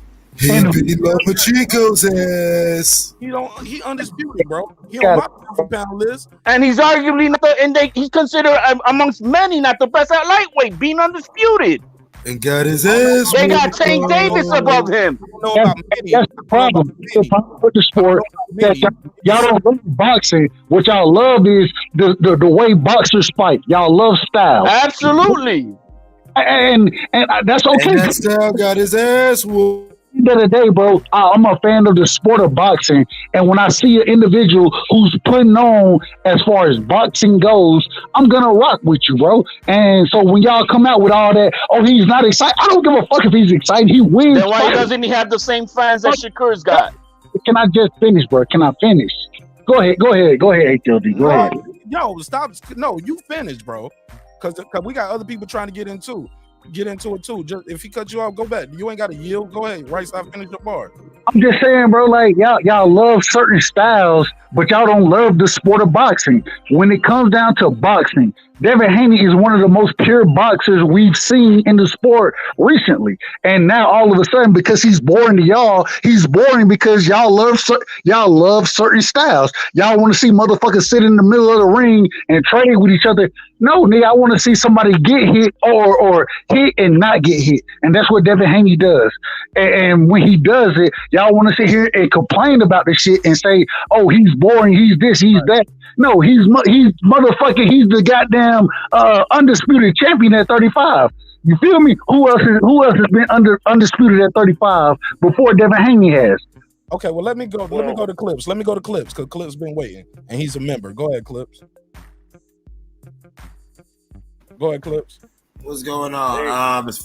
How's everybody doing as far as Devin Haney Kambosos rematch? I think it's Kambosos would looks. He was the champ. He's got to, if he's got the clause, he's got to at least exercise it or force Devin in a situation to buy him out. No. We passed that part, Clips. You ain't hear what we on now with the people. What we talking about with it exactly? Like what they talking about? His style is boring and shit like that, and he need to do something different. Than, I heard that. That's what we've been saying about the nigga since the brother, like people have been saying that about Devin, and they said that about Floyd when he switched from Pretty Boy to Money. Anytime you actually deal with somebody who's really a true aficionado of the sweet science and the art of hitting without getting hit, there are those who they still want the late 1800 Queensberry rules, bare knuckle boxing, sort of Roman gladiator. We want blood. They want to see the action. And honestly, for that, there is now a sport called MMA. When it comes to boxing is still a sport. It's still a science. Right. All right, go ahead, Jerry. And then I got another call. The clip that you were showing first, not the one that is showing at the top right now, which is really not that impressive. Go ahead. What's your point, Jerry? What about the clip? Whether you think it's impressive or not. What's your point? I'm losing you, Jerry. Jerry. All right, we lost. Okay. Don Dada, talk to me. Yo, what's up, everybody? My brother Don Dada is in the building. What up, Dad? What up, Dad? Damn, right side. Let me say what's up to the guests. Like you jumping right in saying what's up to them before I say what's up. Don Dada, how you feel? What's the deal? Welcome home. Welcome home to your home away from home. What's good? What up? What's popping? What up, gangsta? Make some noise. Ain't shit. I appreciate you for letting me on the panel and shit. Been a minute, man. How you been? Shit, chilling, going through the motions, life is life.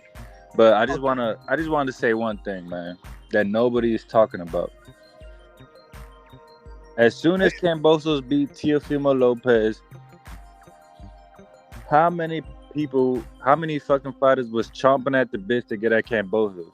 You had little old Shakur Stevenson try to come up and say, I'll fight Kambosos, man. Mm-hmm. What it is, the truth is, that nobody wants to talk about is that Haney seen it was an easy fucking win, and he was the man that had the opportunity to do it, so he took it. I don't blame him for taking the opportunity, but come on, man, this was a layup, man. This was a layup. He got undisputed in one fight, man, against a layup. Hey, it is what it is, though. It is what it is. Exactly. If Tank would have done it, Jamel Charlo beat Banana, Jensen Rosario. with a touch jab to the body. Got 2 of the belts right there. You get what I'm saying? Nobody talks about that. They just like, look, he beat Castaño, got undisputed. That's all that matters. Yeah, but he had a road to undisputed.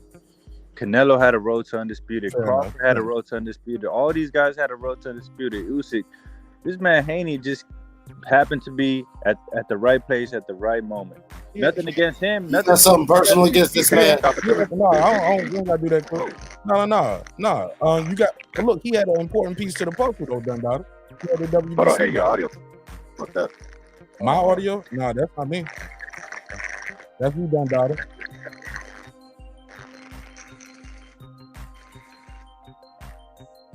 Yeah, Dundada, that's you. Check 1 2. Yeah. That's your audio. I'm gonna back out. I'm gonna back All out. right. Yeah, but look, if you see what I'm saying, though, people talking about now is how he got undisputed. If he lost, nobody would have said that. They would have said, damn, Kambosos the real deal. Kambosos beat T.O., then beat Devin Haney. Or Devin went to Australia, got his ass kicked. Go ahead, HLD. Like, I think that I mean I understand what he's saying, but I think that's all water under the bridge because there's no point to that right now. Right now we're just talking about what's gonna happen with this fight, how's it gonna go play out, and what's the future of it. That's the way I'm just that's where I'm at right now. And there, like I said, what I think Devin Haney needs to do is one thing is to stick to what he's good at, and which is whatever that hit and run, and that's that, and just come back home.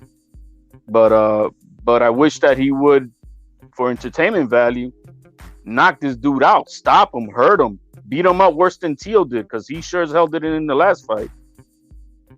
I want to see that. And he does have the talent to do it. So if you got the talent to do it, do it. Let's get it done. I want to see that. I want to be entertained. Make me a fan. Like, damn, man, he was boring then, but now this kid is blasting through people. That's what I want to see. Okay, but look, just because he's not blasting, and look, if he goes in there and blasts through people, you would say those guys ain't that good, HLD.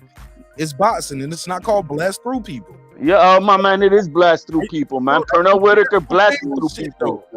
Mayweather blasting through people. Even though you guys want to say all about the sweet signs, those guys stayed in the pocket and ducked and slipped and countered and pull punch. Different styles too. All right, no, don't say different styles because that's what everybody compares them to. Different power. No, we comparing every time. It's Pernell and it's Mayweather. No. But these guys have Olympic pedigree too, with extensive amateur backgrounds. They didn't go pro at 16, 17 years old. Like Devin don't have that amateur background and pedigree of those guys. Those guys were Olympians, bro. So again, the entertainment value will never be there. Didn't Pernell Whitaker get a gold medal? HLD. That's whose choice was that? No, HLD, you missing my point. Didn't Pernell Whitaker get a gold medal or no? Yeah, and so while he was doing that, what was Haney doing? He was fighting in the back bars in Tijuana. Let me keep going with you. Floyd Mayweather, Floyd got robbed for a gold medal, right? Can we agree to that? Yeah. Pedigree, styles, experience. They're different, bro. They're different fighters, bro. Well, then why is everybody always mentioning those names under this kid's breath, man? Like, come on now. Stop them mentioning him in the same breath. They see glimpses of the greatness, how far he can go with it. Did Pernell Whitaker entertain people? Yeah, absolutely. I'm not going to say, it would be an insult to even ask about Mayweather. Yeah, but I think Devin Haney is entertaining. I appreciate. Look, that you act like that shit. That fight with Loma and Tio was some. That shit was a chess match too. That wasn't no roll through bash up banger. Two chess masters. Is Kambosos a chess master? He played chess and checkmate with your boy Tio, didn't he? We saw what would have happened if Tio was in the same frame of mind 2 weeks ago. He would have stopped that dude. We don't know that, bro. Oh, I know that. Look, cause that guy was number 63 in the world. He was ranked number 11 with the WBO. 63 in the world. Number 11 with the WBO. So he ain't even top 10. Kambosos was the number 1 guy. Come on, bro. But even still, that chess match that you talking about that didn't exist, That's how T.O. got the belts. That shit was not no bash up fight. What happened to that? Maybe Devin just plays chess all the time. When you got the number one pound for pound. Did Devin Haney fight the number one pound for pound? Come on, man. It's not even fair to even compare. With all the belts.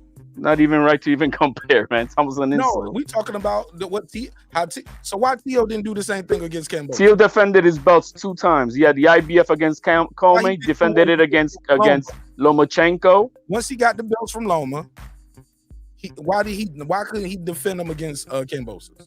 Damn, right side, you keep dropping off, big dog.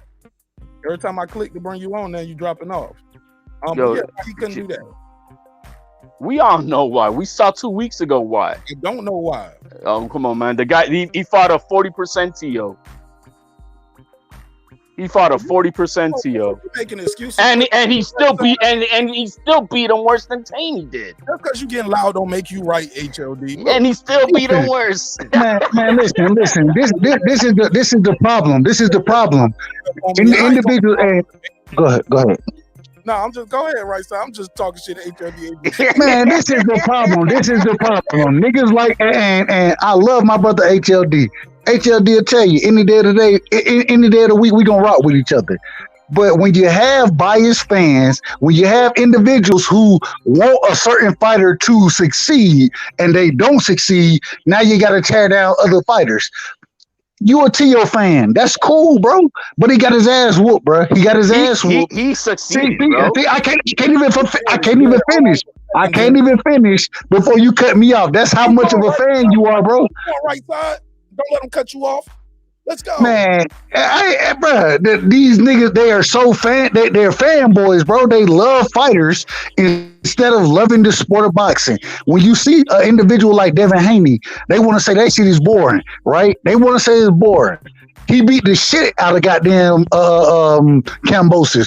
But Kambosos beat the shit out of his one of his favorite fighters, Teofimo Lopez. He beat the shit out of Teofimo Lopez. Haney outscored him. Wait a minute. See, and then he got to cut me off. He didn't beat his ass. The reason he got to cut me off is because he don't like what I'm saying. Because what I'm saying is the truth. It's all truth. It's all truth. And then when I start to say this shit, the nigga got to cut me off. Why he got to cut me off? Because he don't like what I'm saying. I understand it, bro. I understand it. What you saying right now, bro, Teofimo Lopez, he's a decent fighter. He's a good fighter, bro. He is. Decent on the pound for, he was on the pound for pound top 5. But I can't even finish a statement without you talking, who bro. Who has the biases when you're saying he's just a decent fighter? Let's do this. I got Jerry on the line, but I got Shelton Moore on the panel. The panel, go ahead, Shelton Moore, get your bars off, and then we'll go to Jerry on the call. I just had to pop on. I heard my man HLD. You know that's my guy. But he got to accept talking the fact nonsense. He talking motherfucking nonsense. He got He got to accept the fact that Teofimo's not very good. That's why he lost to Kambosos, who's not very good. Say it again. That's just a fact. Teo's not very good. But you'll see at 40 that he's not very good. We already seen it. The nigga lost to damn George Kambosos. And then when he loses to George Kambosos, now all of a sudden they like, oh, well, George Kambosos isn't that good. He's not that good. Well, if he ain't that good, how the fuck he beat your favorite fighter, nigga? How he beat the fuck out of Tio? How he beat the fuck out of Tio? How he beat the fuck out of Tio? We know how he beat him. You gotta calm down, brother. I told HLD right. Before. I told HLD a year ago that Tio wasn't very good. But they not listening to the facts, bro. He's not very good, and he's already with 16 fights. He's in 17 fights, bro. So how is Devin Haney? How you gonna sit here and talk shit about Devin Haney, bro? When I'm talking shit about his entertainment value. It sucks. Who? Why the fuck? And see, that's the once again. Not his skills. Once again, when it comes down to your favorite fighter losing, you got to move the goalpost. Oh, now he's not exciting. I said that from the beginning. I said that from the beginning. And Tio don't motherfucking win. When Tio don't win, you want to sit here and cry and pout about the shit. But when Devin Haney win, oh, he's boring. He is boring. When Tio got his ass knocked the fuck out. knocked the fuck down, what was he then? How come When he can't Tio even got sell knocked the out fuck in his own down. hometown? Because he's boring. When Tio got his ass knocked the fuck down, what was he then? What was Tio? Boring. He was boring. Okay, I'm glad you said that. Tio was boring. Boring. Okay, cool, You know that. cool. You know Haney's boring. Bruh, and see, you want to focus He's on this whole skillful. He is skillful. What I say, he needs to stick to his skills, what he knows best, and win that fight the way he does. Hey, the nigga won't let you, he don't want to let you talk when the facts that you bring out are against his fighter, bro. He ride Tio dick. He ride Tio so tough. Yo, you're not writing Haney's? And you're not writing Haney's? I'm speaking facts, bro. You're not writing Haney's? You're on Haney's dick without a rubber, bro. I'm speaking nothing but facts. I'm You're speaking writing nothing Haney but without facts. a rubber. I'm speaking nothing but facts, bro. Is he the most entertaining fighter at 135? Is Devin Haney the most entertaining fighter at 135? Have you ever heard me say Devin Haney is the most entertaining fighter at 35? Well, that's my point. He's skillful. Look, you want me to say Devin Haney is skillful. Devin Haney is skillful, no doubt. But it's not about winning with you. It's not about winning with you. It's about your favorite fighter, quote unquote. All right, that's the round. That's the round. That's the round. That's the round. Yeah, man. That's Haney, bro. Haney's all right. He's a good fighter. He just hasn't been tested yet. That's all. Haney got to get tested. He hasn't been tested yet. Can I say it tonight, bro? I want to see the brother tested. I said that. Go ahead, Jerry. All right. Well, look, let me do a little mediating. Let's go, Jerry. He was showing a Devin Haney. He lands a right hand, a good overhand right pot shot, and then the next two punches, he's in retreat. Then he throws his arms up and goes into full retreat laterally. And the difference between Pernell Whitaker and Mayweather is they would have stayed right there in the pocket and threw some combinations and showed some defense and got off some combinations and stuff like that. Sir, that's why people say Haney is boring. Jerry. One, okay, left hook, right hand. What is that called? A combination, right? Facts. I'm talking about the one clip that you were showing. I got it on the screen now. I got it on the screen. Jerry. Boom. Right hand over the lazy jab. But look, hold up. But listen, you call that a retreat? Taking 2 steps. Hold up. He took 2 steps back. You call that retreat? Landed the punch, and he's the one backing up. Jerry, it's called being elusive. Wouldn't have done that. Hold up. Jerry, he evaded 2 punches. It doesn't matter what you say, Mark. It doesn't matter what you say. These niggas are gonna sit here. No, real quick. Everybody. Not real quick. Let me say it. I ain't gotta make no personal attacks. I don't say these niggas this, that. I'm gonna stick with the X and O's. It's on the screen. He throws a hold up. Okay, Jerry. Let me speak, Jerry. It's on the screen for the people who he throws a right hand over the lazy jab. The opponent immediately lunges in with a big right hand. He takes 2 steps back to evade the big right hand, throws a left hook, almost like a slight right uppercut, and then gets out the way. My point is why people say he's boring. That's called boxing, Jerry. That's boxing. These niggas don't understand the concept of boxing, bro. They don't understand it. What they want to do is sit there and say the nigga is boring, but when he beat the shit out of motherfucker. Hold up. That was Shelton cut him off. Hold up, Shelton cut him off, and then you jump right in with all of that. It's cool, man. I want Jerry to explain that to me. What's wrong with ducking back and evading right hand? Because this is what I'm saying. When we're talking about master boxing, how are you going to land a big shot and then immediately go into retreat? Whitaker didn't do that. Mayweather didn't do that. Mayweather would stand right in the middle of the ring, and he would use his defense and his combination punching and his pot shotting to capitalize on the offense. I'm not saying that what Haney does isn't effective, because like I said when I was talking to you earlier, fighting that way, he probably, I don't know who might be able to beat him, but that's not going to get you many fans, and people will say you are boring. So if what I'm saying is, once he landed that right hand, Kambosos jumps in. Yeah, I can see him looking to avoid those punches, but when he threw his arms up, Why are you backing up when you're the one that just landed the best punch? How come you're not standing your ground and letting off some combinations? I can answer that for you. I can answer it. I can answer it for you. If you notice the sequence on the screen, the right hand, the dude swoops in big right hand, left hook. He hit the dude with 2 punches. He didn't drop or wobble the dude. The dude is still a live dog and still strong in the fight. That is defense. Hold up. That is defense. What he's doing right there, that's defense. It's called lateral movement. When you said why he don't capitalize on his offense, see, Jerry, you don't even want me to talk now, Jerry, you don't even want me to talk. So this is how we do it. I mean, I'm gonna talk all night. It's my show. But when I let you speak and I want to reply to what you're saying, you cut me off immediately. That's how. No, it's cool. That's cool. That's your call. It's cool because we got to get back to the panel. I'm seeing the clock. We almost done anyway. I appreciate you, man. Hit me on the next one. Yeah, that's how we do it. Keep moving. What I want to say is this is defense. Say it again, Mark. Say it again, Mark. Say it again. This is offense. He took the half step back. That was defense. Then he stopped, left hook, right uppercut, got out the way. That's offense.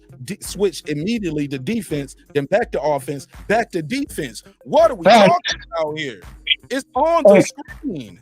If you don't stand in the middle of the ring and trade with motherfuckers, then clearly you're not exciting in these individuals' opinion. They don't understand the sport of boxing. They don't understand the sport of boxing, and what they want to do is when you start to break this, when you start to slip shots. See, here we go. Shakur bobs and weaves, stays in the pocket, and makes you pay. When you start to break the shit down, they don't want to let you break it down. The reason they don't want to let you break it down is because when you see it, did you see Chocolatito? Go ahead, HLD. You just gonna keep talking, bro. Go ahead, bro. My man, did you see Chocolatito? That's a guy who's fighting today, nowadays. Did you see how he fought in his last fight? That's the sweet science of defense in the damn pocket. He got hit. He gets hit too. No, Chocolatito was, man, that was a masterful performance. And it's fine, right? But it's all about the opponent. It's styles make fights. Who you gonna fight? You don't fight every fight the same way, neither. Well, Haney does. Took a lot of punishment throughout his career too. Got his ass beat. No. I said his last fight. Did you see what it is to be fighting in the pocket? He took a lot of punishment. Yeah, but because you're negating what I'm trying to my point. You want to see masterful defense? That was masterful defense that what we saw that night from Chocolatito. Every fight ain't the same though, and it's the against another bomber, a young gun too. Chocolatito beat him with experience, bro. His experience played a key role. And in the pocket. Who knows where these guys are gonna be when they've been in the game as long as Chocolatito? We don't know that yet, bro. Exactly. The guy's only 23 years old, number one. And number two, if you look up the definition of boxing in Webster's, it's going to say the art of hitting and not getting hit. I think that's what Mark is showing you on the stream. Yeah, well, that ain't running for me, man. I'm not paying a nickel for that. Oh, maybe you're not a purist then. Maybe no, that's not being a purist. It's just that's a purist is watching what Mayweather. Mayweather was doing what he was doing, making you pay in the pocket while slipping shots. Stop it, man. Mayweather didn't fight every fight that way. He didn't, but it was his majority of his fights he did. He didn't fight every fight that way. He gets to a point in the fight where he'll start stepping in and fighting in the pocket more when he's trying to go for the kill. All right. So then Haney, give me a little bit more of that instead of more of this. He's not Mayweather. That's the Olympic pedigree. Then we're going in the circle. We talked about that. Mayweather at 23 should have been a gold medalist, bro. Already. If I'm right, if I'm not right, when's the last time you ever heard Haney's name being chanted? Pernell Whitaker when he was a kid, too. If Haney is so entertaining, the pedigree is just different, bro. If Haney is so entertaining, tell me when in his hometown of Las Vegas did you hear his name being chanted? What? He is so entertaining. When was the last time in his own hometown of Las Vegas? I've never been to the fight. We're on TV. We heard Tio just 2 weeks ago. You heard what they were Tio. Kai was chanting his name. I mean, come on. That's what I'm saying. It's entertainment value. Okay, but But you only can cash that in, but so much, HOD. You got to win the fight. You can't go out there, lose the fight, and make excuses why you lost. I don't know. He lost, right? And they got him chanting his name. People love you. They love you. But let's be clear. Haney too has a very different type story too. First of all, just like Tio got that long. Tio had some amateur fights. You know what I'm saying? Haney really had no amateur fights, but more importantly, he got a base. He got a home base. He got more fights than Tio. What are we talking about? You missing the point. But he was fighting in Mexico, bro, already. Come on, bro. You already know how he started his record off. But my whole point to that is this. When you're dealing with a guy who's he from the Bay, right? But he's based in Vegas. And you're dealing with the stigma of people telling you and telling the boxing world you're an email champion. Trust me, things are gonna change and have changed for Haney next time he comes back around and fight. Because you can no longer call him an email champion. He's been on ESPN everywhere. He's doing the media tour that Tio did. So guaranteed people will be chanting his name going forward, bro. Because now he got something on his name. It ain't no more email champ stigma. It's undisputed. The one and only. Top dog. That's why they chant your name. And I guarantee they're going to be chanting his name going forward because of that undisputed. Especially if he's able to pull off this defense. Go ahead, show more. Oh no, I'm just listening to you. You explaining, you breaking it down and making it, clear so a person can understand it. It's just, it's like my brother always says, when somebody doesn't like you, there's nothing you can do to make them like you. Not true. Entertain me. Nah. Entertain me. Just like Shakur did. I didn't like Shakur. No. I didn't like Shakur. Very entertaining. Larry Merchant just never liked him, bro. He just never liked him. Oh, you gonna Larry? You gonna be a Larry Merchant? Shit, man. He got more power than HLD. He got the microphone. He's commentating your fights, telling people you're boring. You talking about this old conservative, bro? Yeah, I'm talking about somebody who has power in boxing and can shape a narrative and tell people your fight is boring. Yeah, if somebody don't like you, they just don't like you, man. There's nothing you can do. If he goes out here and knocks Kambosos out, HOD will find something else to complain about. I would like that. That's what I was saying from the beginning. Go. You want to make a statement? Knock him out. Stop him. Beat him worse than Tio beat him. Huh? You know what I mean? Huh? Tio beat who? Yeah. I'm saying for Haney to beat Kambosos worse than to put a beat down worse than what Tio put on him. Who Tio put a beat down? Yeah, and Kambosos. The only thing Haney did was outscore him. He outscored him, but you want to talk about beatdowns? Yeah, he beat his ass. He didn't beat his ass. He lost. He lost down the scorecards, but he beat his ass. He lost. And he dropped him. He lost, HLD. And he dropped him. How you put a beat lost, down, bro? You lost. Because you outscored the guy. That's all. So you outscored him. How many times you see that in the Olympics? That's what Haney's doing, outscoring guys. He's fighting Cuban style. That's Cuban style boxing. And we all talk about Cuban style boxing being boring. HLD. Your man lost, bro. You can't be out here. No, he lost. He lost. But look at his face compared to the face that he had on with Haney. You tell me who took a worse beating. Haney won't fucked up after this Kambosos fight. No, I'm saying Kambosos had his face. He was all fucked up with Tio. They were both fucked up. Well, that's what the announcer, the reporter was asking Kambosos. He said, did Haney ever hurt you? He said, nah, he didn't hurt me. He didn't do anything to me. He says, your face says something different. Yep. He wasn't dropped. He didn't have to drop him. He wasn't wobbled. Didn't have to wobble him. He beat him on 12 rounds.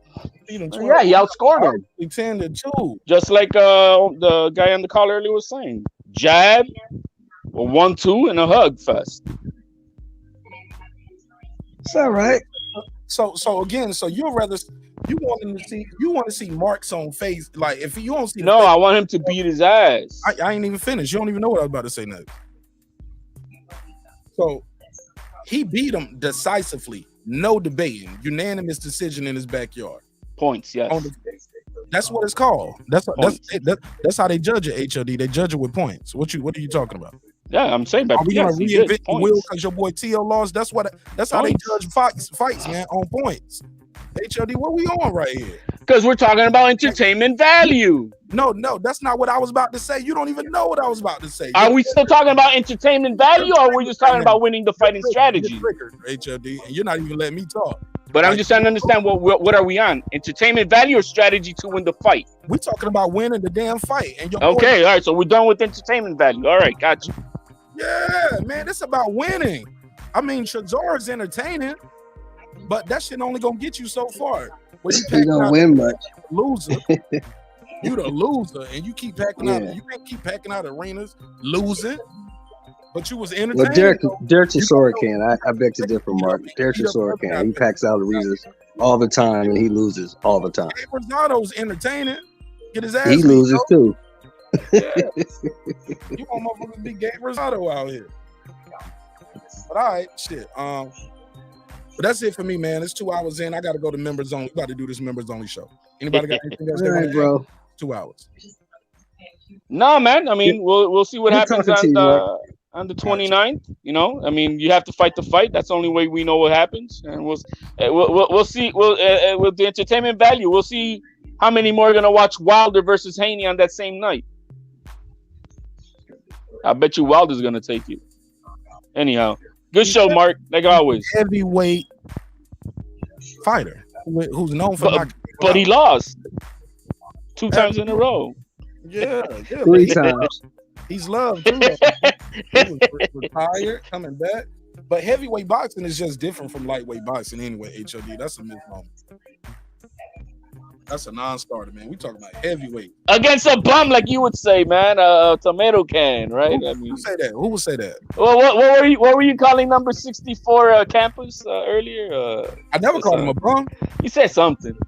He's the number 60. He is what he is. The number 64 ranked fighter in boxing. Yeah, in that that's division. what I said. I never called him a bum or tomato. Number 11 WBO. He's still not very good. Okay, what his ranking is? Not very good. And what bothers me, HOD, is the inconsistency too. Before I let you go, you would lose your mind if Devin Haney was fighting or Tank Davis was fighting a number 62 ranked in the world.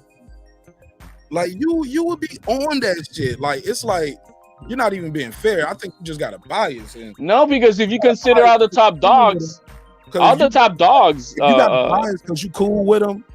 I get it, but don't let that blind. Who did Regis Prograis fight in his last fight? What ranking was that guy, right? I mean, after a loss, everybody takes on a pretty much. That's customary of promoters with their fighters is to take a tune-up fight. It is. Smart. I mean, right, it is. That's the way it is. I mean, that Teal didn't want it, but that wasn't up to him. Top Rank is taking the reins on his career right now. 50, bro.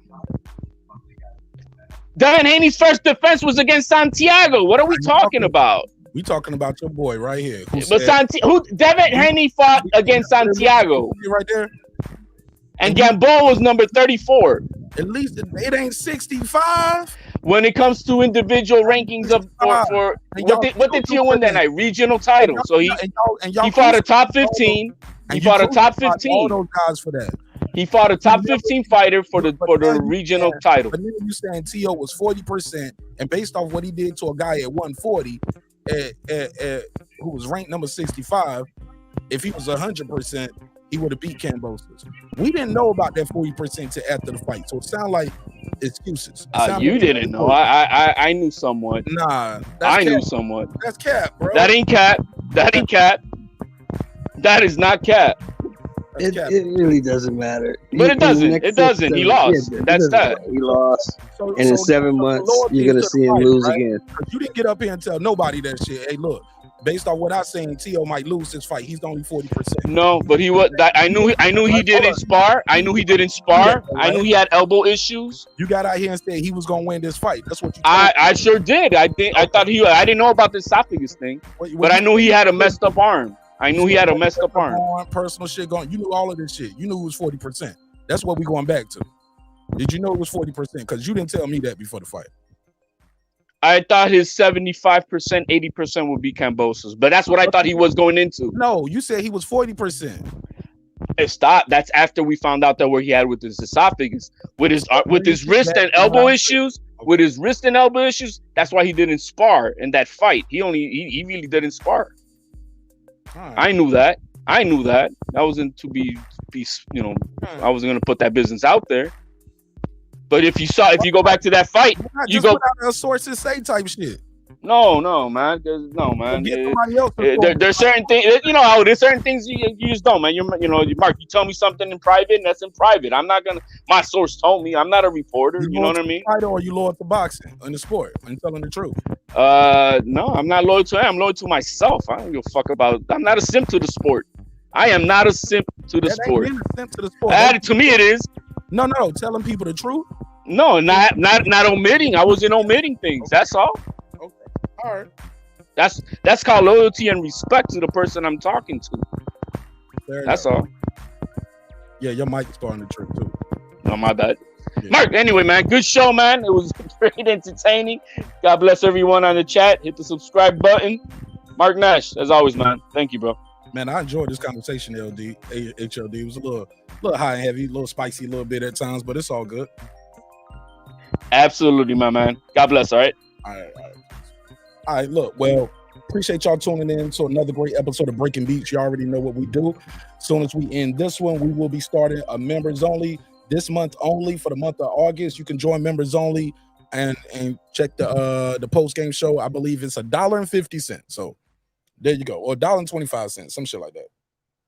So sign up for members only. Get your first month half off on the first level and second and third levels and so on. Right. So about to get that popping. He said, "Where did everyone go?" I'm ending the show. Jose Gomez. We've been here for 2 hours, and I got to do a members only post game show, which is usually about an hour. So yeah. I'm spending my time and energy rocking with those who rocking with me. So yeah. So with that said, let me get that popping. We're gonna go over the members only. We're gonna start the members only post game show. If I see you on the live, that's cool. But I got to do the members post game show for the people who spend their time, energy, and money helping me keep the lights on over here. So with that said, let me do a big old roll call and shout out to the members. Shout out to Matty Yoel.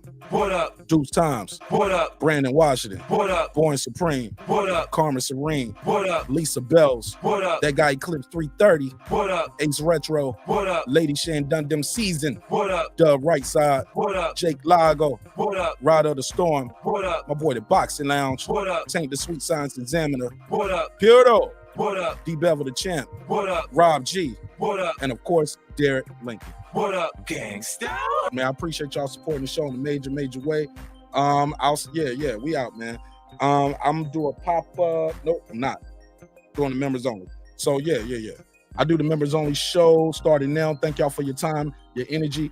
Remember, dreams require your sleep, goals require your effort, and you can get that t-shirt and that hoodie at marknash.com. marknash.com. We also have other merch and ideas and little things for your coffee mugs, hats, all that stuff. So check us out. Got the dreams require your sleep, goals require effort. What can I say? Yeah. We're gonna have a good time on the members only show. Look, sometimes when we having these conversations about boxing, shit get a little crazy, get a little high, a little heavy, but yeah. Always remember this. Never forget, homie. I built this shit. Me. Brick by brick. And I'll be damned if I let you tear it down just because you don't like the way another nigga talk. Drive, man. We about to start members only right now. Let's get it.